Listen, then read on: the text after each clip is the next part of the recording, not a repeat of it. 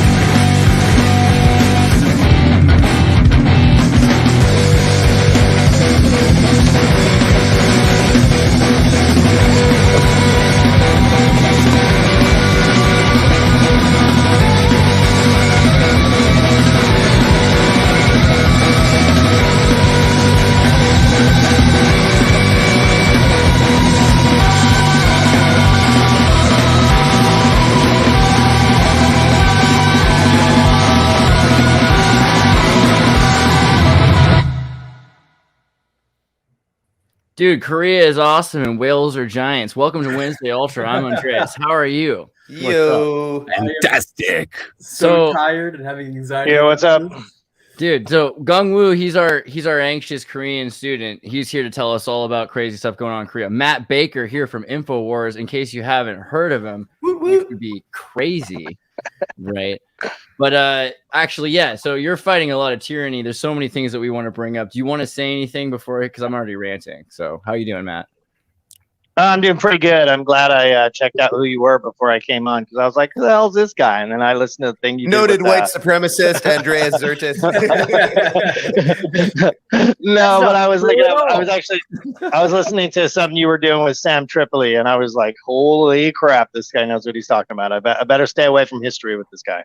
I love Sam. I'm going to LA pretty soon. I'm going to try to see Seth, and I'll see Sam when I'm down there. And also, I love Alex, and I know you work with Alex, and you know, he's one of our saints, because you only have to perform 3 miracles to be a saint. So actually, Alex, he's done more than that.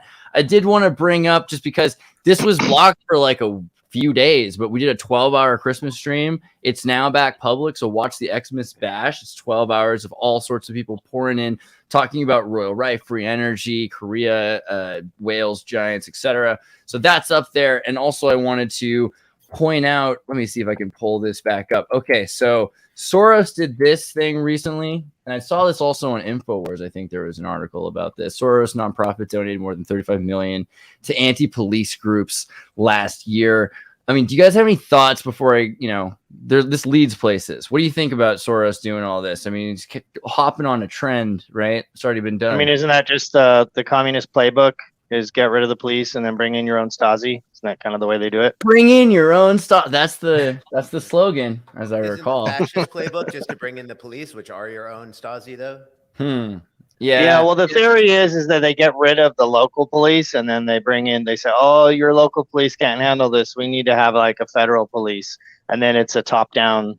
It's a little harder to defeat anything on a local basis, I think. Yeah, they bring in people that are completely unfamiliar with the local area and the people, so that they're willing to enforce whatever arbitrary ruling comes through, because they have exactly. What's Rob from InfoWars? What's Rob's puppet show called again? Do you remember? The Grunions. Grunions has an episode about this, actually. I don't know if I can find it as quickly as I want. Rob is awesome. We really do. Well, I'm actually going to be on with him tomorrow, so I can pass the word on. So, like, just tell him we noticed, because when he first showed me Grunions, he's like, "See, I'm trying to make it so clear that it can stay on YouTube about the subversive subject." Once I tell him you're into Grunions, I think you'll be a shoo-in for sure. Oh my god! He's gone before, but like every single thing so far in Grunions has actually turned into a real thing, which is just blowing my mind. All right, but okay, so this is the other one before I get to the past, because this is all like cycles in the past. I've seen Grunion studio in real life. He actually brought me in there and showed me all the little puppets and everything. It was pretty cool. See, that would be more terrifying. I feel like if he brought you into the studio, it's probably cramped. That's why the puppets are sized. But % wagers on the yen. This Matt. Okay, I'm doing it the wrong order. Let's go back to this. We're starting so fast, by the way. I haven't even seen Mr. Douglas in 2 weeks. Hello, Gunwoo. I've never Merry met Christmas. you. Yes. Matt Baker, your outfit is amazing. Dude. You're taking they're trying. The reset's coming, man. I hate to sound like Alex, but the reset. They're taking our lives. They're taking our freedoms. They're gonna make us eat bugs. If somebody's got We're putting the digital president of the Google Lock. The United States is being taken into the UN. That's what we're coming on in famous apps. Matt Baker, that is the best Miley Cyrus impersonation I have ever heard. Oh, that was mean. Oh, no, but you're right. Merry Christmas, everybody. That's fair. Can I show you what I got for Christmas? And what did you guys get for Christmas? Check this out. I got the DVD collection of Quantum Leap, because if you're a survivalist and you like nice things, DVD, Blu-ray, that kind of thing, it'll last a lot longer. A great series. Also, if you don't have the DVDs, but you have it in the heart and mind, here's the Buffy the Vampire Slayer and Angel action figures, right? So I'm not gonna open them until the world ends. But when the world ends, I'm gonna be making all my own. I mean, you can be trading those for food at the end. It's a hot commodity right there.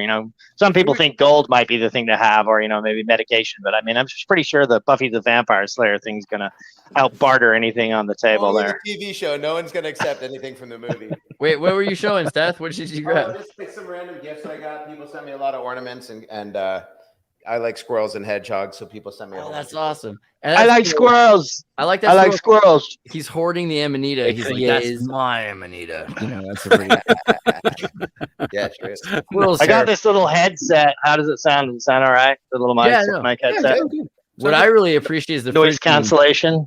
You're wearing the Phrygian cap, and I think that's the nice blazer. I'm a secret Tartar. I've been brought through the time porthole, through the vortex and the South Pole Go hitch a ride on a Nazi spaceship with the aliens, and I don't want to get into it, but let's just say, what's really New Schwabenland like this time of year? Ride on that Nazi spaceship. Is the Santa Claus hat from Tartaria? I never even knew that. Exactly. Yeah, it is the Phrygians, and I just actually put mine away for the year.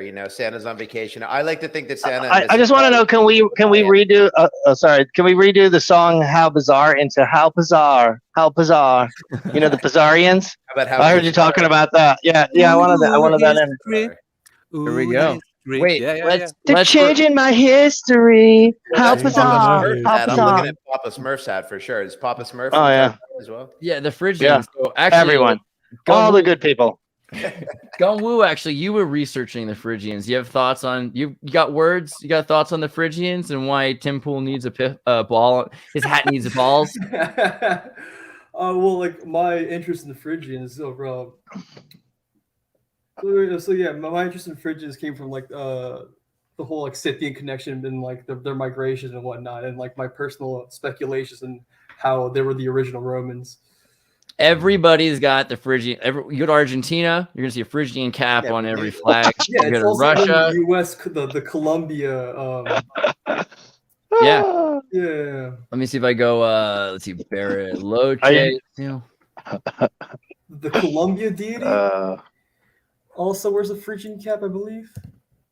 Yeah, everybody's wearing the Phrygian cap. This cap reminds me of the cap that Mithraists used to associate with Mithras. Is that the same as the Are you sure this isn't the most effective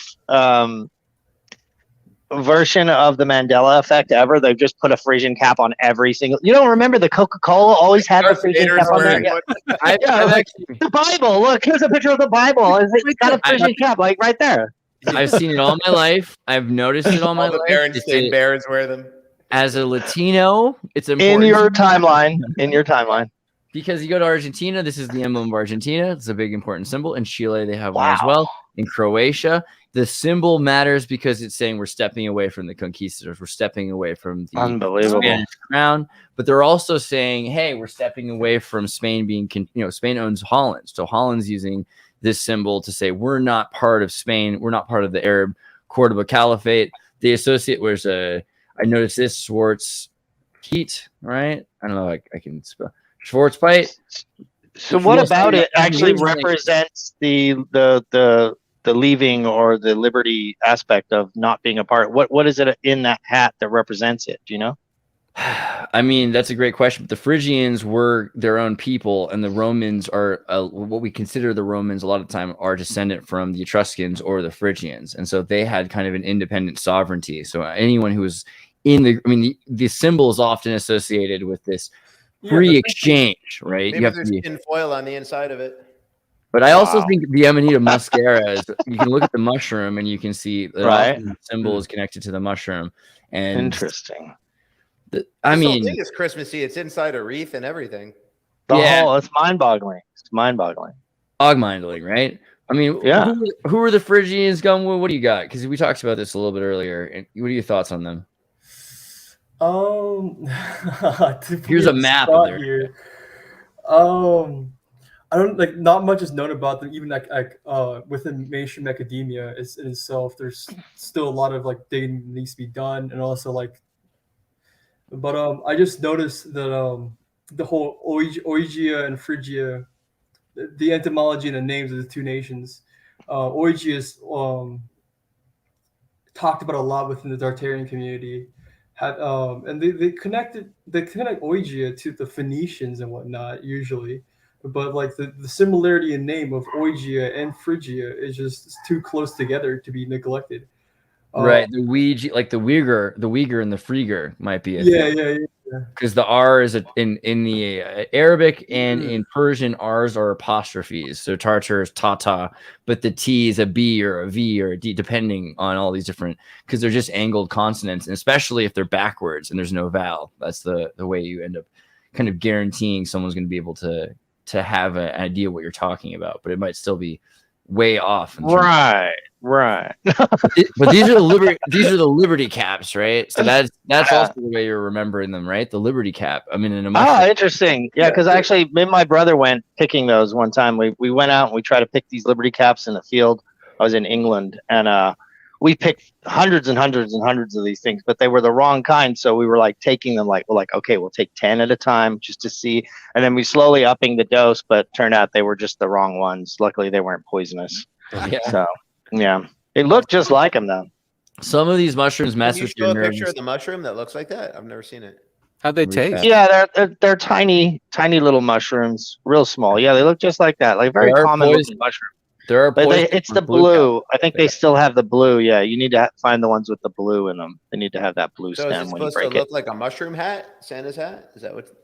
I mean, Yeah. I think So with the their mushroom Phrygian cap connection is that the reason why the Smurfs live in mushrooms? Hey. right, yeah, the Smurfs, they live in mushroom houses, and their leader is this Marxian kind of dictator who's a wizard, right? And he wears all red, right? But he has to fight Gargamel, and what does Gargamel want to do? He wants to use them to make gold. So there's set up reserve banks. Oh wait, more on the Phrygians. Yeah, so like their origin point is the Yamnaya culture, right? And the Yamnaya culture was pretty much being the proto-Scythians, and like the Scythian culture. Well, the Scythian nation is what we associate with Tartaria. Like the whole Scythian alliance, or like the Pannonian Avars and stuff like that. But this all ties into like Hitler's Thulian ideas about Hyperborea and whatnot, the origin of Aryans and this, et cetera, et cetera. Right, because Aryan just means noble in Sanskrit. So there's the Aryan gases, which scientists refer to. I'm learning a lot.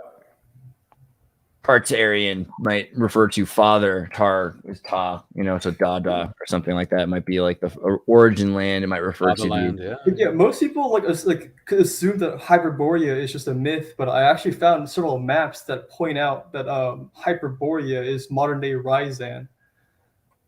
How you spell Ryazan? Ryazan. Where is Ryazan? If you look up which is related to rhizomes, which are also part of the mushroom. Oh man, can't escape Right? it. Look at that. But the map I'm talking about is the Sebastian Munster map. Tartaria, The Munster map. Munster map. Oh, bird. I mean, that is true, though. They talk about this kind of it's not a star fort, but there's this swirling city, and it's powered by wind turbines, and it has all these towers, and it's pretty advanced. And all of a sudden, lands start to disappear, new lands start to move, lands pushed together. What do you guys think about the Great Flood theory? Have you heard about this? It's like the aqua plates or something like that. This theory about that all the water in the oceans kind of came up suddenly through cracks that are in the Mid-Atlantic Rift. That there was this underwater, basically a giant, massive global aquifer underneath the crust. The crust cracked, and then the global aquifer burst up, and it exploded into the atmosphere, which created the vapor for the biblical flood. That it's on this ancient apocalypse. They're kind of talking about it a little bit. I was just about to say, within Abrahamic lore, that's exactly how they described it. The earth split open and the water came out, essentially forming the Atlantic Ocean. Yeah. Also, in Genesis, the water misted up from the ground. It didn't rain at that point in Earth's creation. In Genesis, the water actually misted up from underneath. Right. And then with that theory, says basically the Grand Canyon was formed over a few years, not over millennia.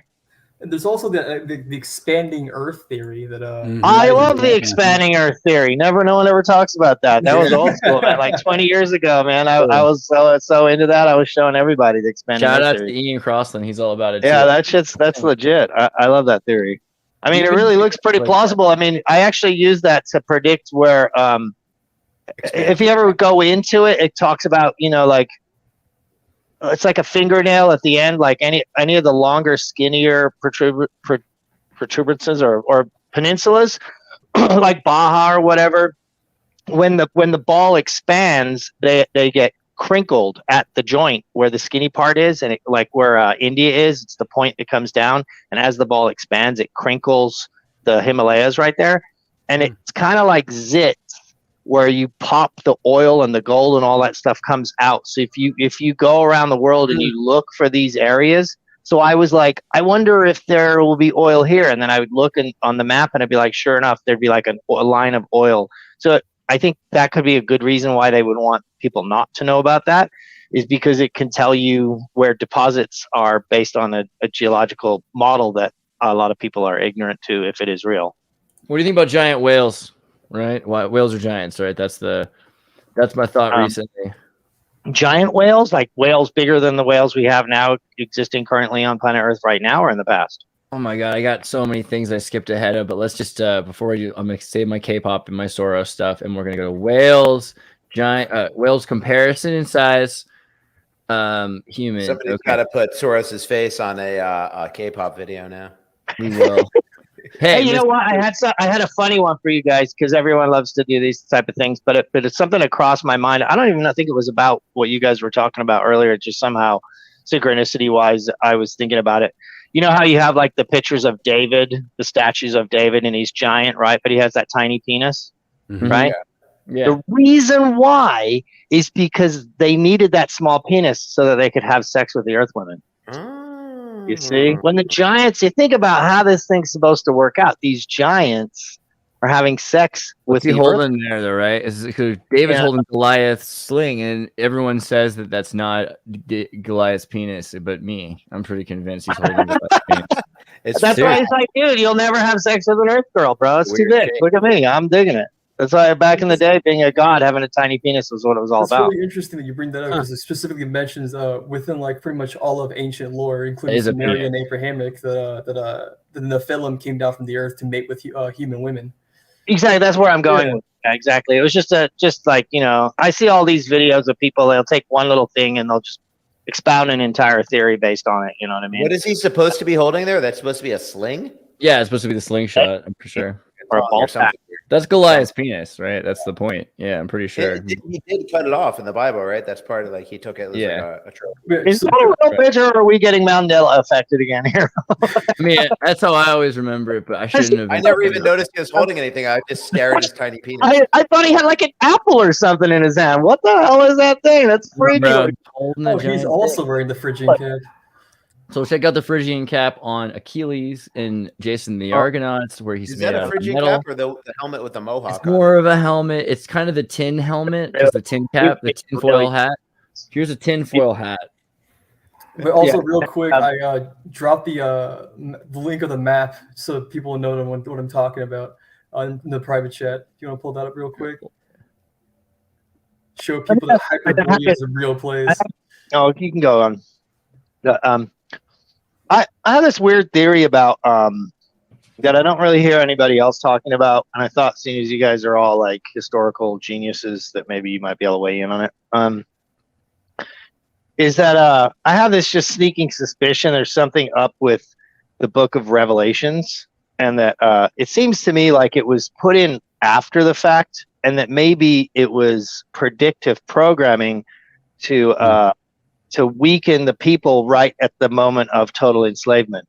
Like, hey, when you see 666, and when there's a world religion, and when you have a mark and you can't buy or sell, that means you're almost saved. And so the people sit on their knees instead of battling this beast.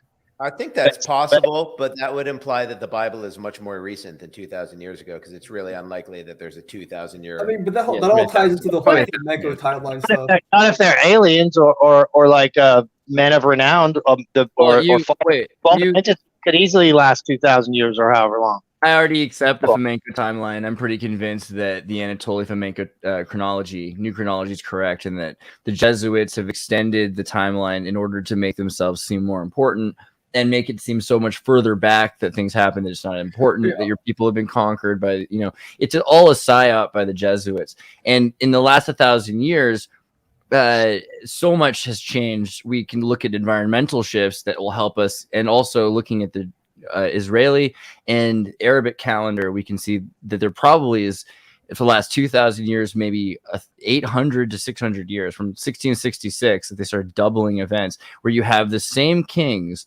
from birth to death, 12 times, one king to his son, and there's 12 of them, the same birthdays and death days in a row as 12 other kings somewhere else.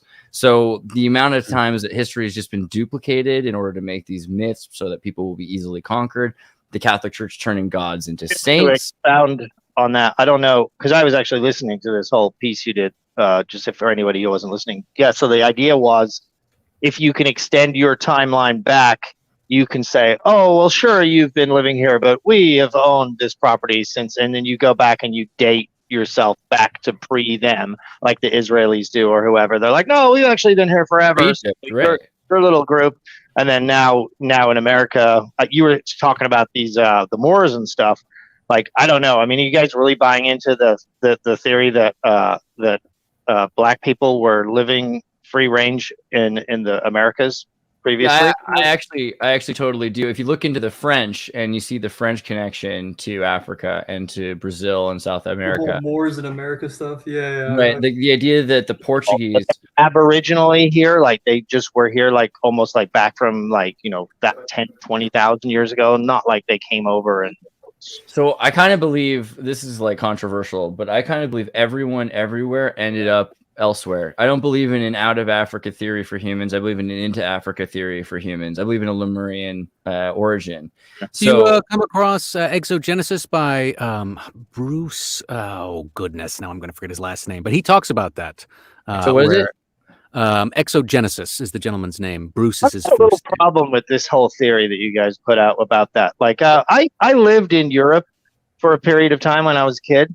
If you go into the middle of nowhere in England, or if you go into these areas in like Sweden or Germany or Scotland, the amount of people that look exactly the same seems to me to destroy the theory that everybody was mixing so much as everyone thinks ahead of time. Because then why is everybody in Sweden blonde, and why are all the Scots? What's interesting about that is that blonde and blue eyes is a recessive gene, and originally there was ever only one person with blonde and blue eyes, but 13,000 years ago, and that gene has been duplicated. And once you see it in Chile, if they had sex with their daughter, right?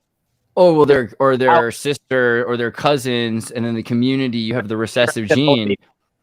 So it's in. Sorry. How do you say only one? I mean, how do you prove that? Well, so you have a single gene phenotype. Let's say all blue eyes, one person, 13. Mutation couldn't have happened simultaneously in a tribe that had a weak gene that was about to flip anyway because of whatever. So there are cases of albinism, but they usually end up with red eye. So the blue eye is a specific gene. It's not the same. It's a completely different thing. And so totally not. But they've actually found the HERC2 and OCA2 genes, and they're only in people that have been in the same places that mastodons were, and mastodons also share this gene, which is interesting. So there's something. No, actually, what could have happened, and this is another thing, an interesting thing that I've been listening to possible theories on about that. If you believe that viruses exist, that the genetic codes that they have in them sometimes are like reboot or updates that are actually supposed to be integrated into the, without humans messing with them, of course. But like a lot of these viruses or whatever, if they come in, they alter the codes for whatever is happening in nature. Like, let's say if there's an ice age coming in, or if there's something like that. So there could be a virus that could have been a cross species virus that could have tweaked the genetic code, and therefore it wouldn't necessarily be only one. It could have like infected a region or an area that was susceptible to that particular infection at the time.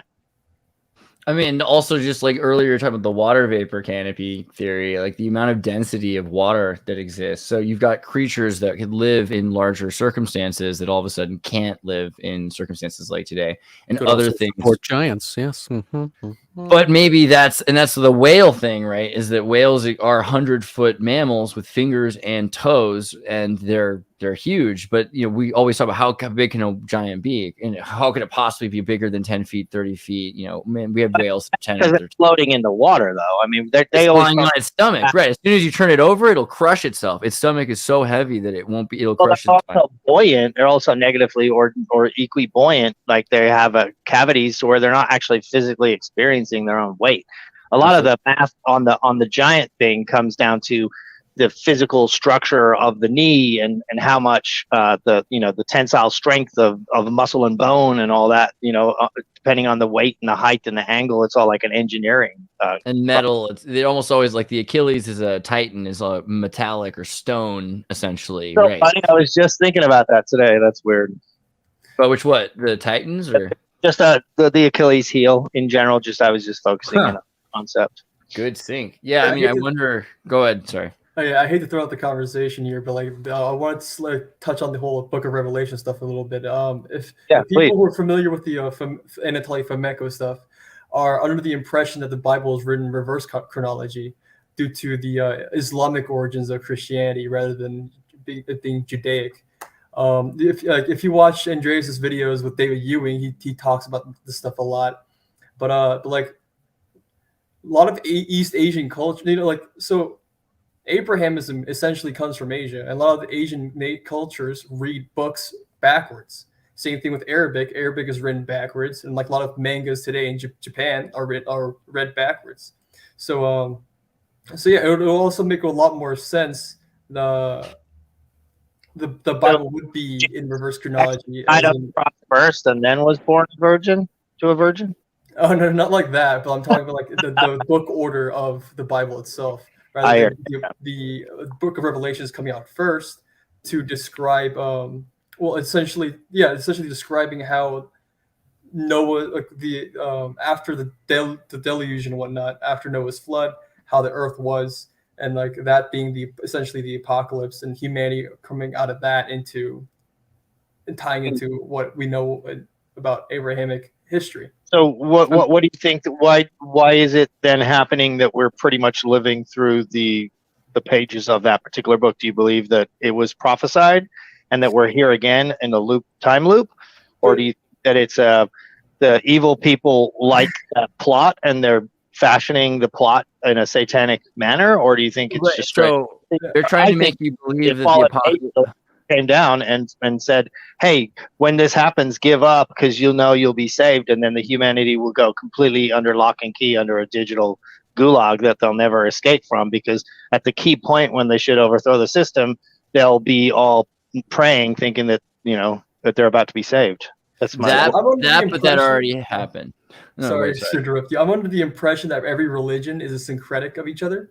Due to the fact that our humanity came from the Noah reset, essentially, the lineage of Noah. So every single human being that stemmed from essentially the 12 tribes should have carried with them throughout with generations like a partial fragment of the truth of what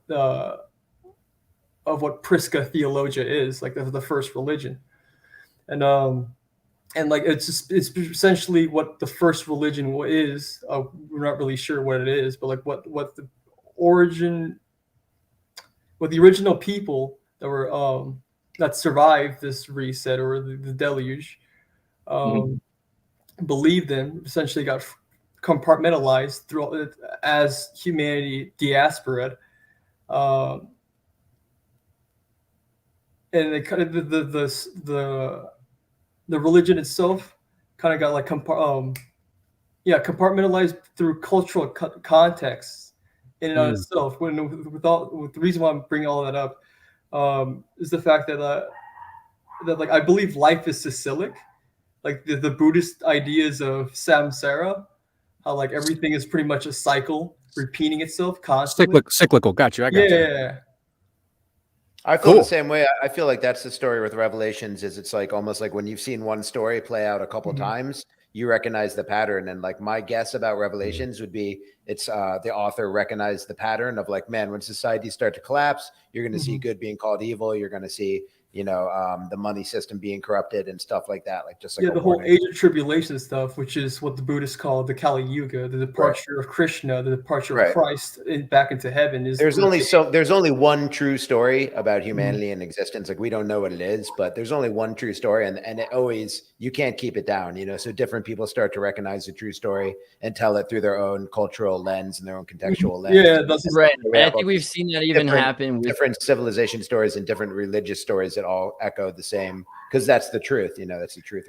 I think we've seen that happen with everything Tartaria. Much more better. You've seen that happen with the Tartaria movement a lot, though. So you have this story of a long time ago, which isn't that long ago actually, but once upon a time, everything was in the old country amazing, and it was so great. It was basically magical. I mean, you could just get what you wanted and it worked. Sounds like technology today, but we didn't have that when they were hearing the stories. So it's just magical, right? And then the story keeps going, and they say, "Oh, well, that's the way things used to be." But then things didn't used to really be that way. It couldn't have been. So it must have been a fairy tale. Right. And now we're getting back to people saying, hey, you know what? There's actual evidence that there's an advanced civilization. We have all these pieces of technology. The Arabs have siphoned off from Tartaria and brought to the Dutch, and the Dutch have brought. So we've seen the rebirth, the Renaissance. It's called that for a reason, of these kinds of things. So that's not magical anymore. But then people start to echo chamber it on the internet, and everyone's like, Tartaria is this magical fairy tale thing. So I think it's not that fair, like it's not that fantastical. It really is just that it isn't that long ago. Humanity was more advanced. The kind of Soviet traditional belief is that there are parasites, right? Whatever they are, whether they're aliens or demons, or this is the thing. That's where we're trying to describe something. Soviets believe this? Yeah, I mean, Soviet Russians, communists. Right. Well, yeah. Do you mean Russians or you mean Soviets? Because Soviets were atheists. This idea is not even unique to them. This idea comes from the Abrahamic lores about the Amalekites, like essentially like the people that live among us. They're like a parasitic race, quote unquote. I'm definitely will lend to that side of this argument for sure. There are parasites, I think. Yeah. What do you think? I had no idea Soviets were dimensional, or do you think they're physically inhabiting people, or are they just a spirit, or are they an actual alien disguised as a human, or what do you see that as? Sounds like they could be all of the above. So if something is in radio, and this is the thing with the Soviets, is trying to find the scientific explanation for superstitions that their ancestors had, if there's anything true to them, that was a very popular thing to do in the 70s and 80s. They're trying to figure out, is there electro energy that's somehow conscious? Are there frequencies that are on their own harmonies? And this is when they start to look into interdimensional travel, because it's safer and cheaper to go through interdimensional travel. And you can see the reflections of that in the Stargate project in the United States. So they start to believe, okay, there was and there is sort of something that exists there. John C. Lilly talked about ECHO and SSI, Earth Coincidence Control Office, and then Solid State Intelligence. He was working for the U.S. government and did the things with the dolphins, right, where they're giving DMT to dolphins to do echolocation. Control? What's up with that? That sounds intriguing. So Earth Coincidence Control, he thought were the good guys. He's like, look, I don't know what's going on. I started out as a chemist and a scientist in Minnesota doing, sensory deprivation tank experiments, and the government asked me to reverse engineer LSD and to give DMT to dolphins so that they can do radar scanning in the dream realm. So, I mean, my life is weird. But in this study, he says, I've been contacted by two entities. One is ECCO, Earth Coincidence Control Office, which is trying to help humanity and is on these, environmental frequencies relating to 432 and all kinds of other things. And the other is Solid State Intelligence. And it's this weird Draco evil thing. So the Earth Coincidence Control, that would be, just from what it sounds like to me, would be like when you get a synchronicity and you know that you're kind of on the right track. Is that what you're talking about? Right. And also the idea that it's something that a lot of species, including dolphins, are using to communicate through, and that bells and the protections for nature come from ECHO. Why the word coincidence? Let's see. I call God ECHO. Earth Coincidence. Is that his acronym that he gave it, like his own term for it? Or they're like, hello, we're here. I'm the man from ECHO with like a badge. I think he said he heard then that it was from them, but I forget. Okay.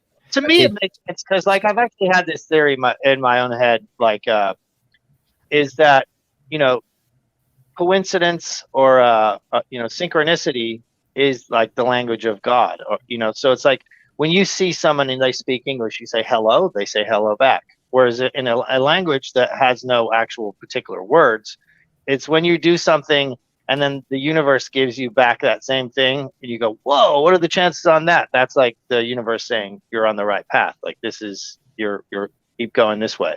You know, that's my vibe on it. So I think it made sense to me when I just heard of it. You know, Earth coincidence control, like they're using maybe you pretty much would have to be able to alter space-time to create some of the coincidences that actually occur. You know, you can't like. I don't know about that. I think that human beings alter space-time or the future just by like their attitudes and their vibe. Like, I think vibe really is important, and like going through life, you'll start to notice, like, when you do sync up with what your desires are and what your ambitions are, you find that if you don't push hard at all, nothing happens. And if you push too hard, you break the egg. So, but there is like a right vibe and wavelength you get on where everything starts to happening just the way you envisioned it, like almost like magically. But regardless, then that would still mean that there was a mechanism of altering the space-time. Absolutely. I think humans are supposed to behave a certain way, and we've kind of diverged from that. I don't know if that's unnatural. That might be a cyclical effect as well, and we might just get back on the wavelength. But I do think human beings are supposed to think and feel and behave a certain way, and when they do, like, our ambitions and our dreams just are easier to manifest. I'm interested though in the idea of changing the space-time continuum. You know, so then there's Echo the video game, and that's all about a dolphin that it has to change the space-time continuum. It has to go back to the time machine left by the ruins of ancient Atlantis. And yes, I mean, Sega Genesis for life, right? But I mean, there are a lot of these ideas of giving Atlantis way too much credit here, though. I'm more so under the impression that that Atlantis was just like pretty much like a port city of the Phrygians. Right. And that's, I think, the thing that comes up is that you've got land powers and then you've got sea ports that become the sea powers because they're existing simultaneously in both places. And as communication is instantaneous, that starts to matter. But I mean, regardless of the thing, then you've got this idea that your mind, your senses are controlled. You've got some kind of parasite, something that's muting your senses. And that's Blavatsky's whole thing that the sky goes blue. It used to be vibrant like the night, but during the day. And you'd see all the different colors of the stars. That ties into the whole David Icke's theory about like the moon being that inhibitor, essentially. Like the moon wasn't there before, but it was artificially placed there by like an alien race, essentially, that inhibits our telepathic ability. I mean, and the idea that this wasn't 10,000 years ago, but that this was within the last few centuries or 1,000 years is pretty interesting because it's saying that the Armageddon already happened. The Armageddon was years ago. Christ had a sword during that time, according to which is why the flamenco community believes that the Bible is in reverse chronology, like we mentioned earlier. And also to go back to square one about the old parasitic race theory, that like the Hermetics are under the impression that these people came from Mars, like these are the survivors. These are Martian survivors from like a nuclear war, essentially, that desolated their planet, and they migrated to the Earth, and essentially they're trying to. Yeah, but see, then if that's the case, then all of it is we're all hologram. So then Mars is a projection of here and now. There and then isn't a projection of here and now. Everything is a projection of here and now. Space and time and distance. Why does that necessarily follow people coming from Mars? What does that mean? Everything's a hologram? No, it is. That's not because things are holograms. I'm saying, which is I believe the case, right? If we're looking at reality, everything is flat. If you take every part of reality, radiation is a reflection. Everything is an idea of density. Well, the word reality is a placeholder. I mean, we're not going to understand what reality is, but whether or not it's a hologram, like, I wouldn't be upset either way. I wouldn't be upset if my consciousness is from a parasite and this is just a monkey body and I'm like a little parasitic thing sending in the gut, sending signal. You know what I mean? Like, none of it would upset me. I still think life is good and organized the way it's supposed to be for the most part. And whether or not it's holographic or not doesn't really. Those are levels to jump on. Before we get into the electric universe, also, do you feel like the parasite thing do you feel like all your life you've been in the Matrix with parasites on you, or is that something that only some people feel about themselves? Like conscious entities aren't like there's nothing inherently evil about any kind of conscious entity. So like what we call a parasite is also like a placeholder for like a complex relationship, because there's a what's a mutually beneficial parasite called? I know there's 3 classes. Symbiosis. Yeah. I think all parasites are probably symbiotic because everything seems to work just amazingly. The fact that we have life and the Fibonacci sequence and everything just seems to work great for like creating existence versus just like an empty void. So after those symbiotes that eat your brain and take over your mind. I love how this like the modern take on like what reality is essentially like a sci-fi version of what the Buddhists believe in, like right. Yeah. And like tying into what I mentioned earlier about how life is like cyclic or whatever. Cyclic, both work. Yeah.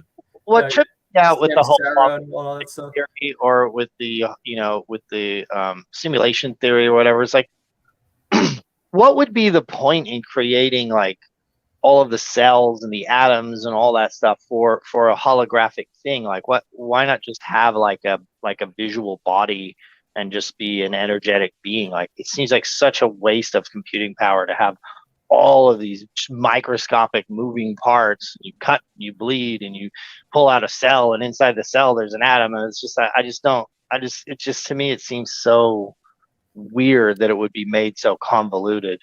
Are you familiar with constructor theory? It's a new physics theory called constructor theory. It basically says the world is based off of data, information. And so one way of looking at this expression through a holographic lens into this kind of denser 3D experience would be a way to produce massive amounts of data. And that data at every single step of the ladder of expression of creation would feed back into the system, if it is a simulation, to provide the simulation data with how to do it better next time, or whatever they want to do with the data. I don't know. Sell it back to us. It's kind of like crack too. Simulation theory is like, because it's like, oh well, it's a simulation, but it's like a simulation in what? I mean, the universe still must exist outside the simulation, and mathematics still exist, and time and space still exists, even if it's not. So that's the thing. So simulation, the way that atheists deal with the fact that God exists, and that space. It's cracked. They're like, okay, we're in a simulation. Fine, I'm done. God is the way that that theists deal with the fact that anything exists. I mean, there's no good evidence for a guy called God either. Nice. But I think all of us struggle to deal with this. But I don't think it should be. I think simulation theory is specifically like a fear-based narrative that like makes you feel sick and like nauseous and afraid and stuff like that, and that's like the exact wrong vibration for creating. Not necessarily. You have the Vedic interpretations of that with the entity Shiva, the Lord of Illusion, essentially alluding to Satan. And like I forgot the one verse that mentions in the Bible, like how when Satan tempts Jesus, it alludes to the fact that he said he'll offer him like the world and the kingdom. All the world, you can rule over all of it. Yeah. So essentially, that being said, it alludes to the idea that essentially the Balenciaga logo's been in there the whole time. Who knew? It alludes to the idea. Ganesh, I've always had weird feelings about Ganesh. Our reality is I don't want to talk the about realm of Satan, essentially itself being hell, which is why life is cyclic. The realm of Maya, yes. It's not to discount the concept of the simulation, because I mean we're literally on the verge of creating our own simulation. That's almost it's not a just trying to put us into like a VR reality. In the Matrix, though, they're still human beings that are plugged into a thing. So there's an objective reality. It's not a simulation. It's a stimulation. They're stimulated. The parasites are stimulating them, right? It could be AI also living in a virtual. But that means that there still is a real thing, and I think that. So in Spinoza, I'm saying it'll be in it, but it doesn't discount reality or creation. It's just another step below. So you're trying to avoid the real deeper question with one blanketed level above and be like, okay, well, I'm in a simulation, but you still have to answer the deeper question no matter what. Yeah, I think it's like creating an extra cycle to get yourself stuck in worrying about what level of reality you're existing at when there's no evidence that you're not existing in prime reality. And also, I don't think it's possible to build a scale model of the universe in the universe. So if we were alive in whatever level of reality, even if we're in a simulation, if we create a VR simulation within the simulation, simulation and they put us into it, we're going to notice that it's not authentic. If we were born into a simulation, we would have no idea how more real reality is. I guess you can make that argument. Well, you could say, well, then why can't you go into space, or why can't you go to the South Pole, or why can't you jump higher than 3 feet in the air? It's kind of, those are the walls of the simulation. You know, It seems that way. But I mean, that's the power where they're like, well, we can compute this world, but you're like, well, my universe is so giant, but it's like you have to look through a telescope to see the giant. Yeah, it's like draw distance in video games. Like you can only see so far, and it doesn't model what happens beyond that. There, and you definitely can't do it all at the same time. Even in dreams, you can only fly so fast. If you try to fly too fast in your dreams, it starts breaking down. Like you can't compute it. So I mean, but for all we know, that might be just the constraints of reality. Reality itself might have constraints, or your brain power, even. Yeah. If you do have, we're not just reality. It can be controlled by gut fauna if the parasites eat your brain. But the arabesque is the symbol of God, right? Because there's a legal idea about coming to terms with our gut parasites. That, like, what if really the meaty part of our body, you know, is a little bit more ape-like, and there was actually this entity that actually was on a level, not a lower level, that was actually, you know, the. Have you eaten any of the probiotic gut fauna from InfoWars? Do you ever have any? I've had some of that. Oh, but I have a DMT pen around here somewhere. Speaking of DMT, this is the Arab version of God, right? Because you can't draw a picture of God that looks like a single parent who writes books. It has to be the universe, because it's not that God is in the image of man; it's that man is in the image of God. Right. The Dutch were controlled by the Arabs, right? And that leads to Spinoza. Where's Spinoza? Did I leave Spinoza? Spinoza was this dude who was supposedly an atheist. In other words, he didn't believe that God was a man. He was totally down with the idea of spirit and cosmology, and in a lot of ways, probably the most spiritual person, but he was all nihilist and mechanical about it, right? And this is, and a lot of the Christians I know who are all about flat earth and all about the mechanical universe, the person that they would probably get along with the most would be Spinoza, the guy who was in trouble a lot for being technically an atheist because he didn't believe God looked like you or me, but maybe was more of an arabesque. For me, because you're using a wordness. So yeah, what they call that? Deist or something? Deist? Right. A deist or a theist. DTH. You could do a lot of vowels. I think it's patently ridiculous that God looks like man with like arms and legs and stuff. You said he's atheistic. So you're saying to be a theist, it has to be a humanoid God? Well, not really, actually, but atheism is like a kind of like abnormal theism, right? So like outside of the deism, outside of deism. So deism is really theism is deism. This idea of dude. I mean, I used to be an atheist at one point. You know, I thought I was so smart, but there's a lot of it too. You know, I mean, it's perspective, because I think when I was an atheist, I still didn't really think about, you know, just pond scum oozing around. You know, I was still thinking about like a majestic, you know, atheists just talk about the universe like it's God, and they're like, isn't the universe amazing? Right. It gives you what you want and stuff. I mean, isn't that deism? A lot of them, I don't know, I think a lot of them have a very dark look at it, not the universe. No, that's not deism. Deism, I mean, if you read what it says right there, that's like the opposite of, well, there it is, but on that thumbnail, it's like the knowledge of God through nature. That's still a beautiful clock. But I think a lot of modern, like, leftist atheists just see it's just a disgusting shithole eating itself, squirming around with work. But somehow every animal is noble except for the human. They're like, we need to eliminate ourselves to make way for the ants. I literally heard someone say that on Joe Rogan's show one time. He's like, we need to get out of here. The ants have it right. I was just like, what an idiot, you know? Well, I mean, maybe that's because insectoids are coming, bro. That's the future. Like, and that's if they're not from Mars, but they're from underground in some thin layer of our holographic Earth. That's going to be scarier, you know. Yeah, I wrote a song about that, about the ants on the march. It's like, they've been here for 10 billion years and they'll be here 10 billion more. And when your puny species ceases to exist, they'll eat your rotten carcass and smile and ask for more. And it's got like a sitar that plays over it. It's pretty tight. we just assume, like we observe every animal. Like ants build their anthills just the way we build cities and stuff, but we assume that we have all this drama they don't have. We don't really know that ants don't have false flags and drama and political debates and stuff like that. I saw a video recently of a bunch of ants leaving one ant behind. And the ant was like, yo, and the ant was like, peace, dude. Sorry, you're on your own. And they walked and left. While that happens, my soldiers. Remember that. I was flying to the airport, or I was taking the like monorail, whatever, to the airport, in the airport, and there was a murder of crows, like which is the number of crows. Like, so I look over, there's all these crows. I'm like, oh my god, well, that's kind of ominous. Like right before I fly out into a storm, and I try to tell the guy next to me, like, there's a murder of crows. And I'm like, you know what a herd of crows is, right? Like a group of crows, murder. And I'm, now I feel weird because I'm bringing up murder at the airport to somebody. I'm like, Right.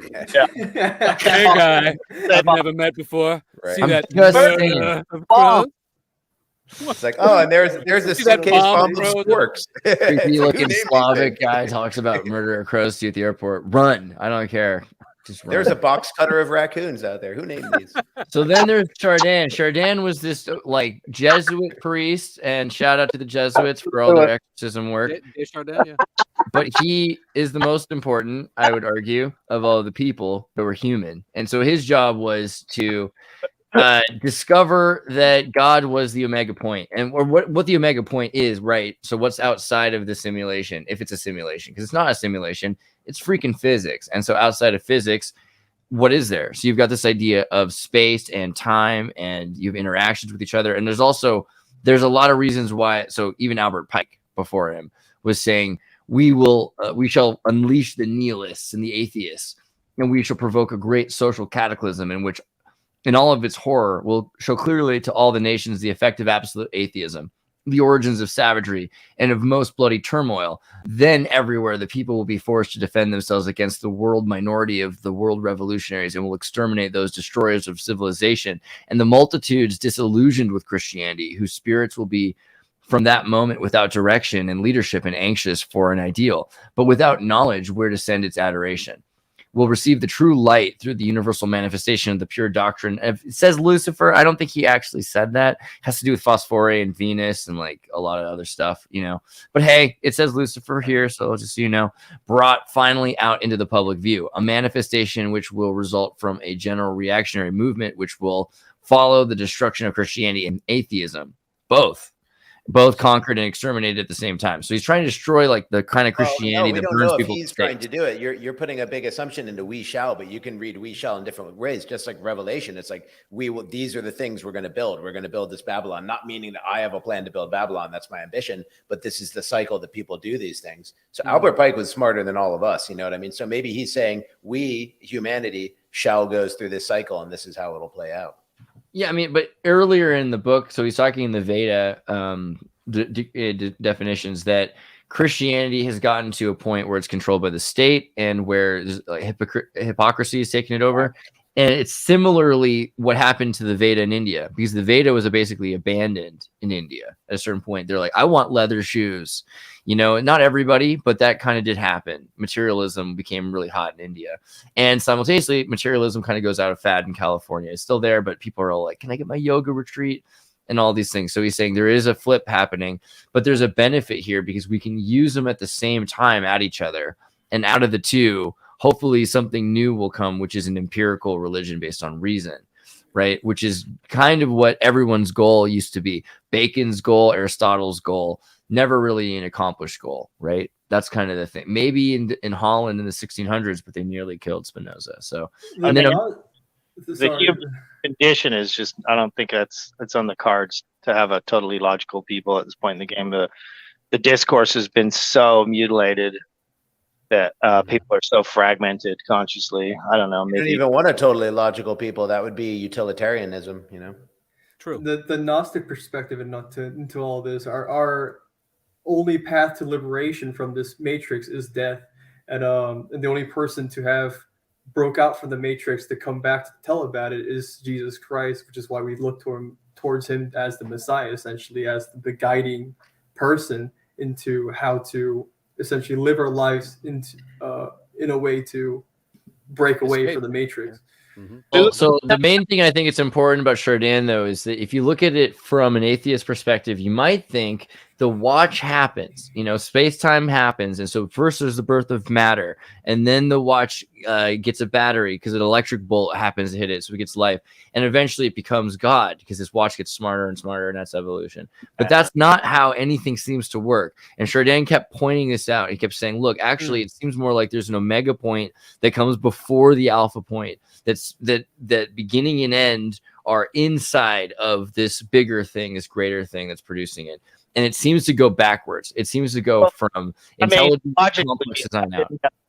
Logically, I've been down this one so many times. I really don't think there's any way around the concept that the universe and the way to build it, and the light and the matter and everything was already in the seed from the infinite beginning of it. There's no way it could possibly be before. You can't have something that explodes that isn't already a thing. It doesn't know how to explode and explode into what, and with what mathematics and create matter out of what, so all of this stuff has had to have existed for eternity. I mean, it can metamorphose from one angle to the other, but the crystalline structure and the way that it's all based, you can't go outside it.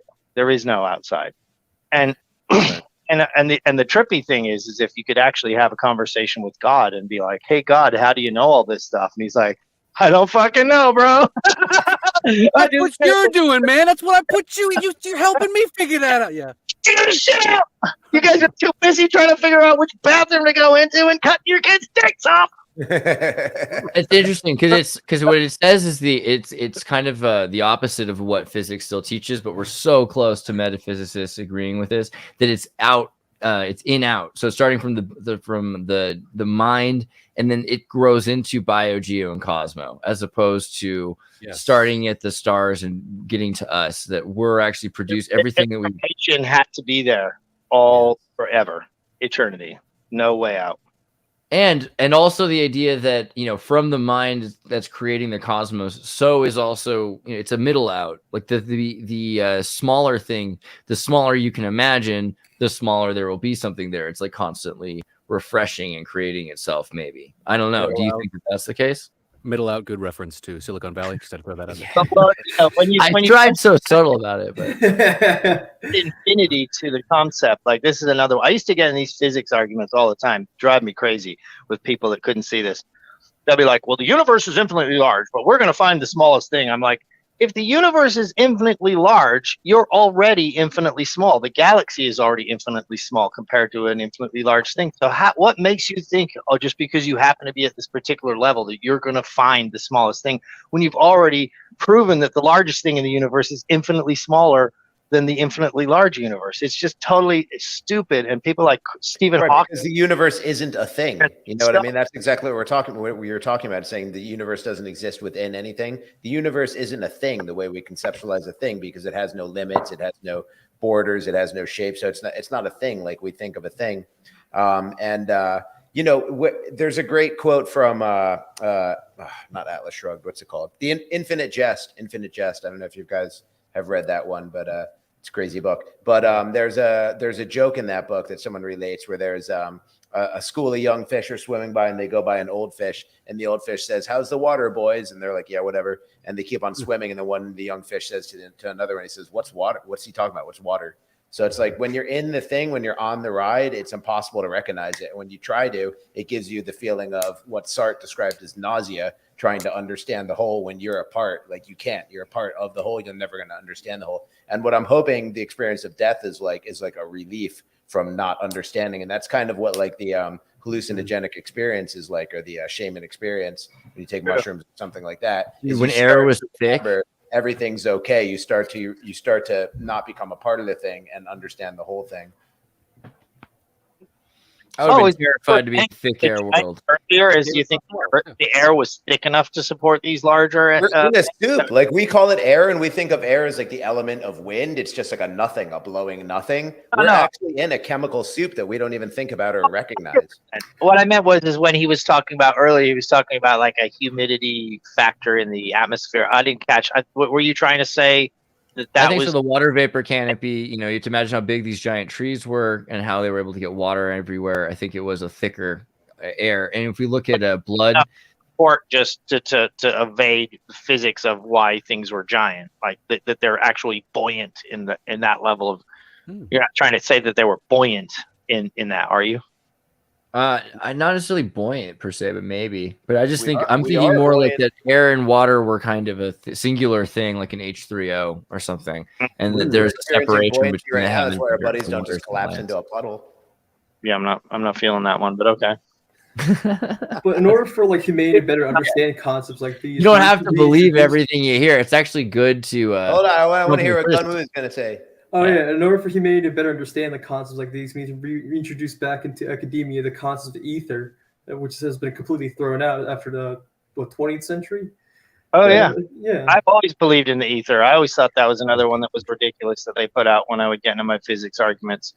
I actually think that the ether is the cause for gravity, that there's actually infinitely small particles that are in a soup that are so small they go through your atoms, but they have a certain amount of drag, like a fluid would. Like so you have a bubble in a sink, the liquid is spinning around, but like Seth was saying, the universal fluid is so fine, so microscopically particled that it literally flows through your atoms and your electrons and everything. But when it's spinning in an eddy, that it can actually trap like a bubble, like the sun is actually trapped in an eddy of the ether, as opposed to the other way around. Or in other words, the primordial ocean. Yeah, exactly, kind of in that manner. But and that would lead in that's part of my theory is that they will never find a smallest thing, because assuming that there's an infinitely large universe, it just completely negates like that reverse aquatic ape theory, where we didn't come out of the water, but the water went away from us. Plymouth Rock, Yeah, right, exactly. Whales swimming in ether. Let's see what AI comes up with. Star Trek 4. You murderers! Star Trek 4. Yeah. Have you guys noticed like the pretty much what we consider as space, the universe acts like an ocean? That's what I'm saying. Yeah. If you look anywhere in it, it's all spiraling, fluid flowing. You know, everything's like it always reminded me of water going down a sink. You know, the bubbles, they go. Well, the starlight replicates sonar luminescence perfectly, like musical vibrations or sonic vibrations underwater producing light. I mean, that's exactly what the stars look like. Like, why do they twinkle? You know, why does some twinkle? I really think that's atmospheric. I think that's just an artifact of the atmospheric. It's like heat shimmer. A lot of flat Earth people get way caught up on that. I don't know what space is, and I'm not a flat Earth person, but I don't believe that I know it. Like, see, the moon isn't real; it's shimmering. It's like, yeah, well, when you go out in the desert and you see heat shimmer, that's the atmosphere rippling. Right, I understand that. I'm just saying my greater point is I don't know. I don't think neither of us know what space is. But putting into consideration everything we talked about, for real, it's 3D for sure. No way, unless it's part of the entire. Unless it's part of an entire 3D BS that we're in. It's made out of the same thing rocks are made out of. That's quite a claim, Matt. Can you prove it? Man, it's a freaking rock. Did somebody give you a space rock? Is that what why are there craters on the plasma? That doesn't make sense. You know what the main trip is though with the electric or Earth theory? Have you guys ever tripped on this? I mean, obviously you guys, you're way in the deep end over here. This is one of these. This will blow anyone who hasn't ever crossed their mind. Is all the craters that supposedly happened on the moon from impacts? How are they all direct hits? How come they're all circular craters? How come there should be at least a large percentage, if not the majority, would be sideways hits to where they would have grazed the ground sideways. So actually, I think Tesla and some other people back then were saying that it was actually an electric storm between the Earth and the moon. And those are actually like pits when lightning goes. So there was like an electric storm between the Earth and the moon. And so that's why all of the strikes, like lightning strikes, the highest point, it's just like. Yeah, I mean, there's another interesting question about the craters we see on the facing side of the moon, which is like they all evaded the Earth and hit the moon. Like, does the dark side of the moon have like 1 million times more craters? Because you think that's the direction there's not like a large body right there. They'd have to get around to hit it. Well, I think the idea is that on Earth we have water, wind, and all this other and plants and other BS that erodes them over time. I'm saying the moon is always facing the Earth. The same side's always facing it, and that side is covered with craters. When the Earth, which is much bigger than the moon, is right in front of it. So, like, what direction are the asteroids coming from that they get around the Earth and then make a direct strike on the facing side? Yeah, good point. Goes back to the electric universe theory. There's no way they could all hit at that. Andreas, do you know the answer to that question? Is that a stupid question? I just thought of that. Like, how did the asteroids get past the Earth to hit the face side of the moon? That's a great question. That's a great question, especially at a straight angle. Are you asking how the asteroids get past the Earth satellites or the Earth when they go? How did the asteroids that hit the side of the moon that's facing the Earth? How do they get past the Earth and make a direct strike on the moon? Oh, so the other thing is, aren't those all really, really old craters? So the moon has always been facing the Earth, right? Like it's no. So the moon Theia hypothesis is that the moon was created when the planet Theia crashed into proto-Earth, and this is again to NASA, right? Globulated off. And so the moon is a hollowed out, inside out piece of crust made from parts of Theia and from parts of Earth. And the Earth is made from half of Theia and half of Earth, according to NASA. Did it used to rotate, though? Did different sides of the moon used to face Earth? There was no moon before Theia hit the Earth, according to... But I'm asking you, at any point in the moon's existence, did it ever rotate so different faces of it showed? It must rotate a little bit, doesn't it? Or does it not rotate? No, I think the whole story is completely ridiculous, so it's hard for me even to tell you this. But yeah, the story is... I'm not asking right.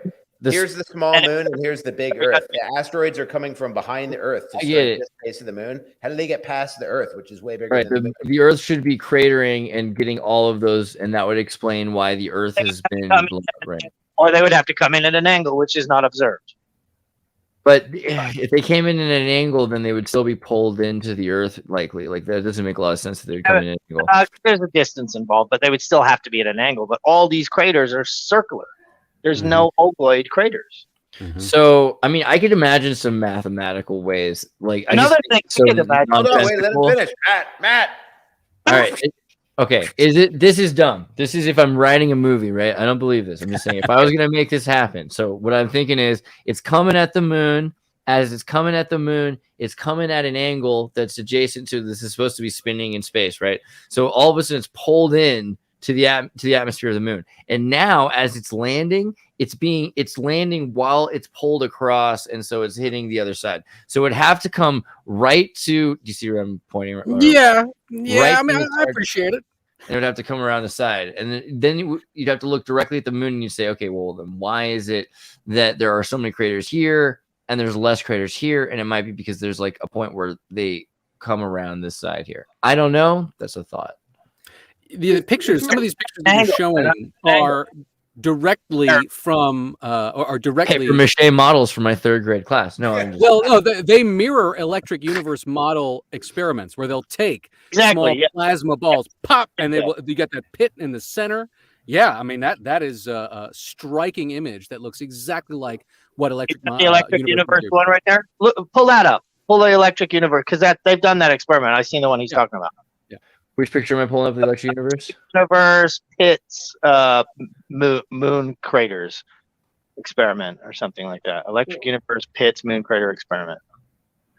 I don't know. Yeah, like that. Mars pit. Yeah, either one. While I was looking that up, real quick, tying everything we just talked about with the electric universe theory and whatever, all the stuff about like how the ocean came first and stuff, et cetera, essentially corroborates the Sumerian and the Abrahamic Genesis lore of like the ocean coming first, and also the primordial light, the primordial lightning, being that of the result of a supernova. Phrygian cap. Oh my god. Causing like some kind of like a friction, like a lot of like friction within the universe. Phrygian cap, the happy birthday cap is a Phrygian cap. Everything is just Trump's cap. What about the dunce cap? Really, it's the smart man cap. Yeah. Inversion. Dunce cap, man. Yeah. What's trying to lead into is like the conspiracy theorists. They go sit in the corner with your tinfoil hat on when you know exactly what you're talking about, and they make you wear the stupid hat. Wow. Like, I'm glad I'm wearing the hat. Well, what I was trying to lead into essentially is that if there was a certain supernova that created everything into what we know is as in existence, let's call it the Big Bang, for example, it would have caused a lot of friction within the universe, potentially creating like this giant coronal discharges everywhere, eluding like corroborating electric universe theories about like how those all motion is even now that is left over. It's still creating friction and static energy between the bodies. And as a result, would create coronal discharges everywhere. So like there would be like almost like an intergalactic lightning storm. Right. Exactly. Yeah. And then also like these things could happen. You know, when your lightning strikes, the air can be negative and the ground's positive, and these frictions build up and you're sitting there going, no lightning. But then when it builds up to a certain point, you'll see multiple strikes. So it won't be just like a strike hits the moon. Yeah, there's some parts in the world that are like that. Like some parts in the ocean, I forgot where, like towards like Bermuda and whatnot. Yeah. Although if that's true, then if that's true and the moon isn't spinning, then the backside should be more devoid of craters, right? More covered in craters or more devoid of craters? Devoid, because if it's arcing between Earth and the moon, directly arcing.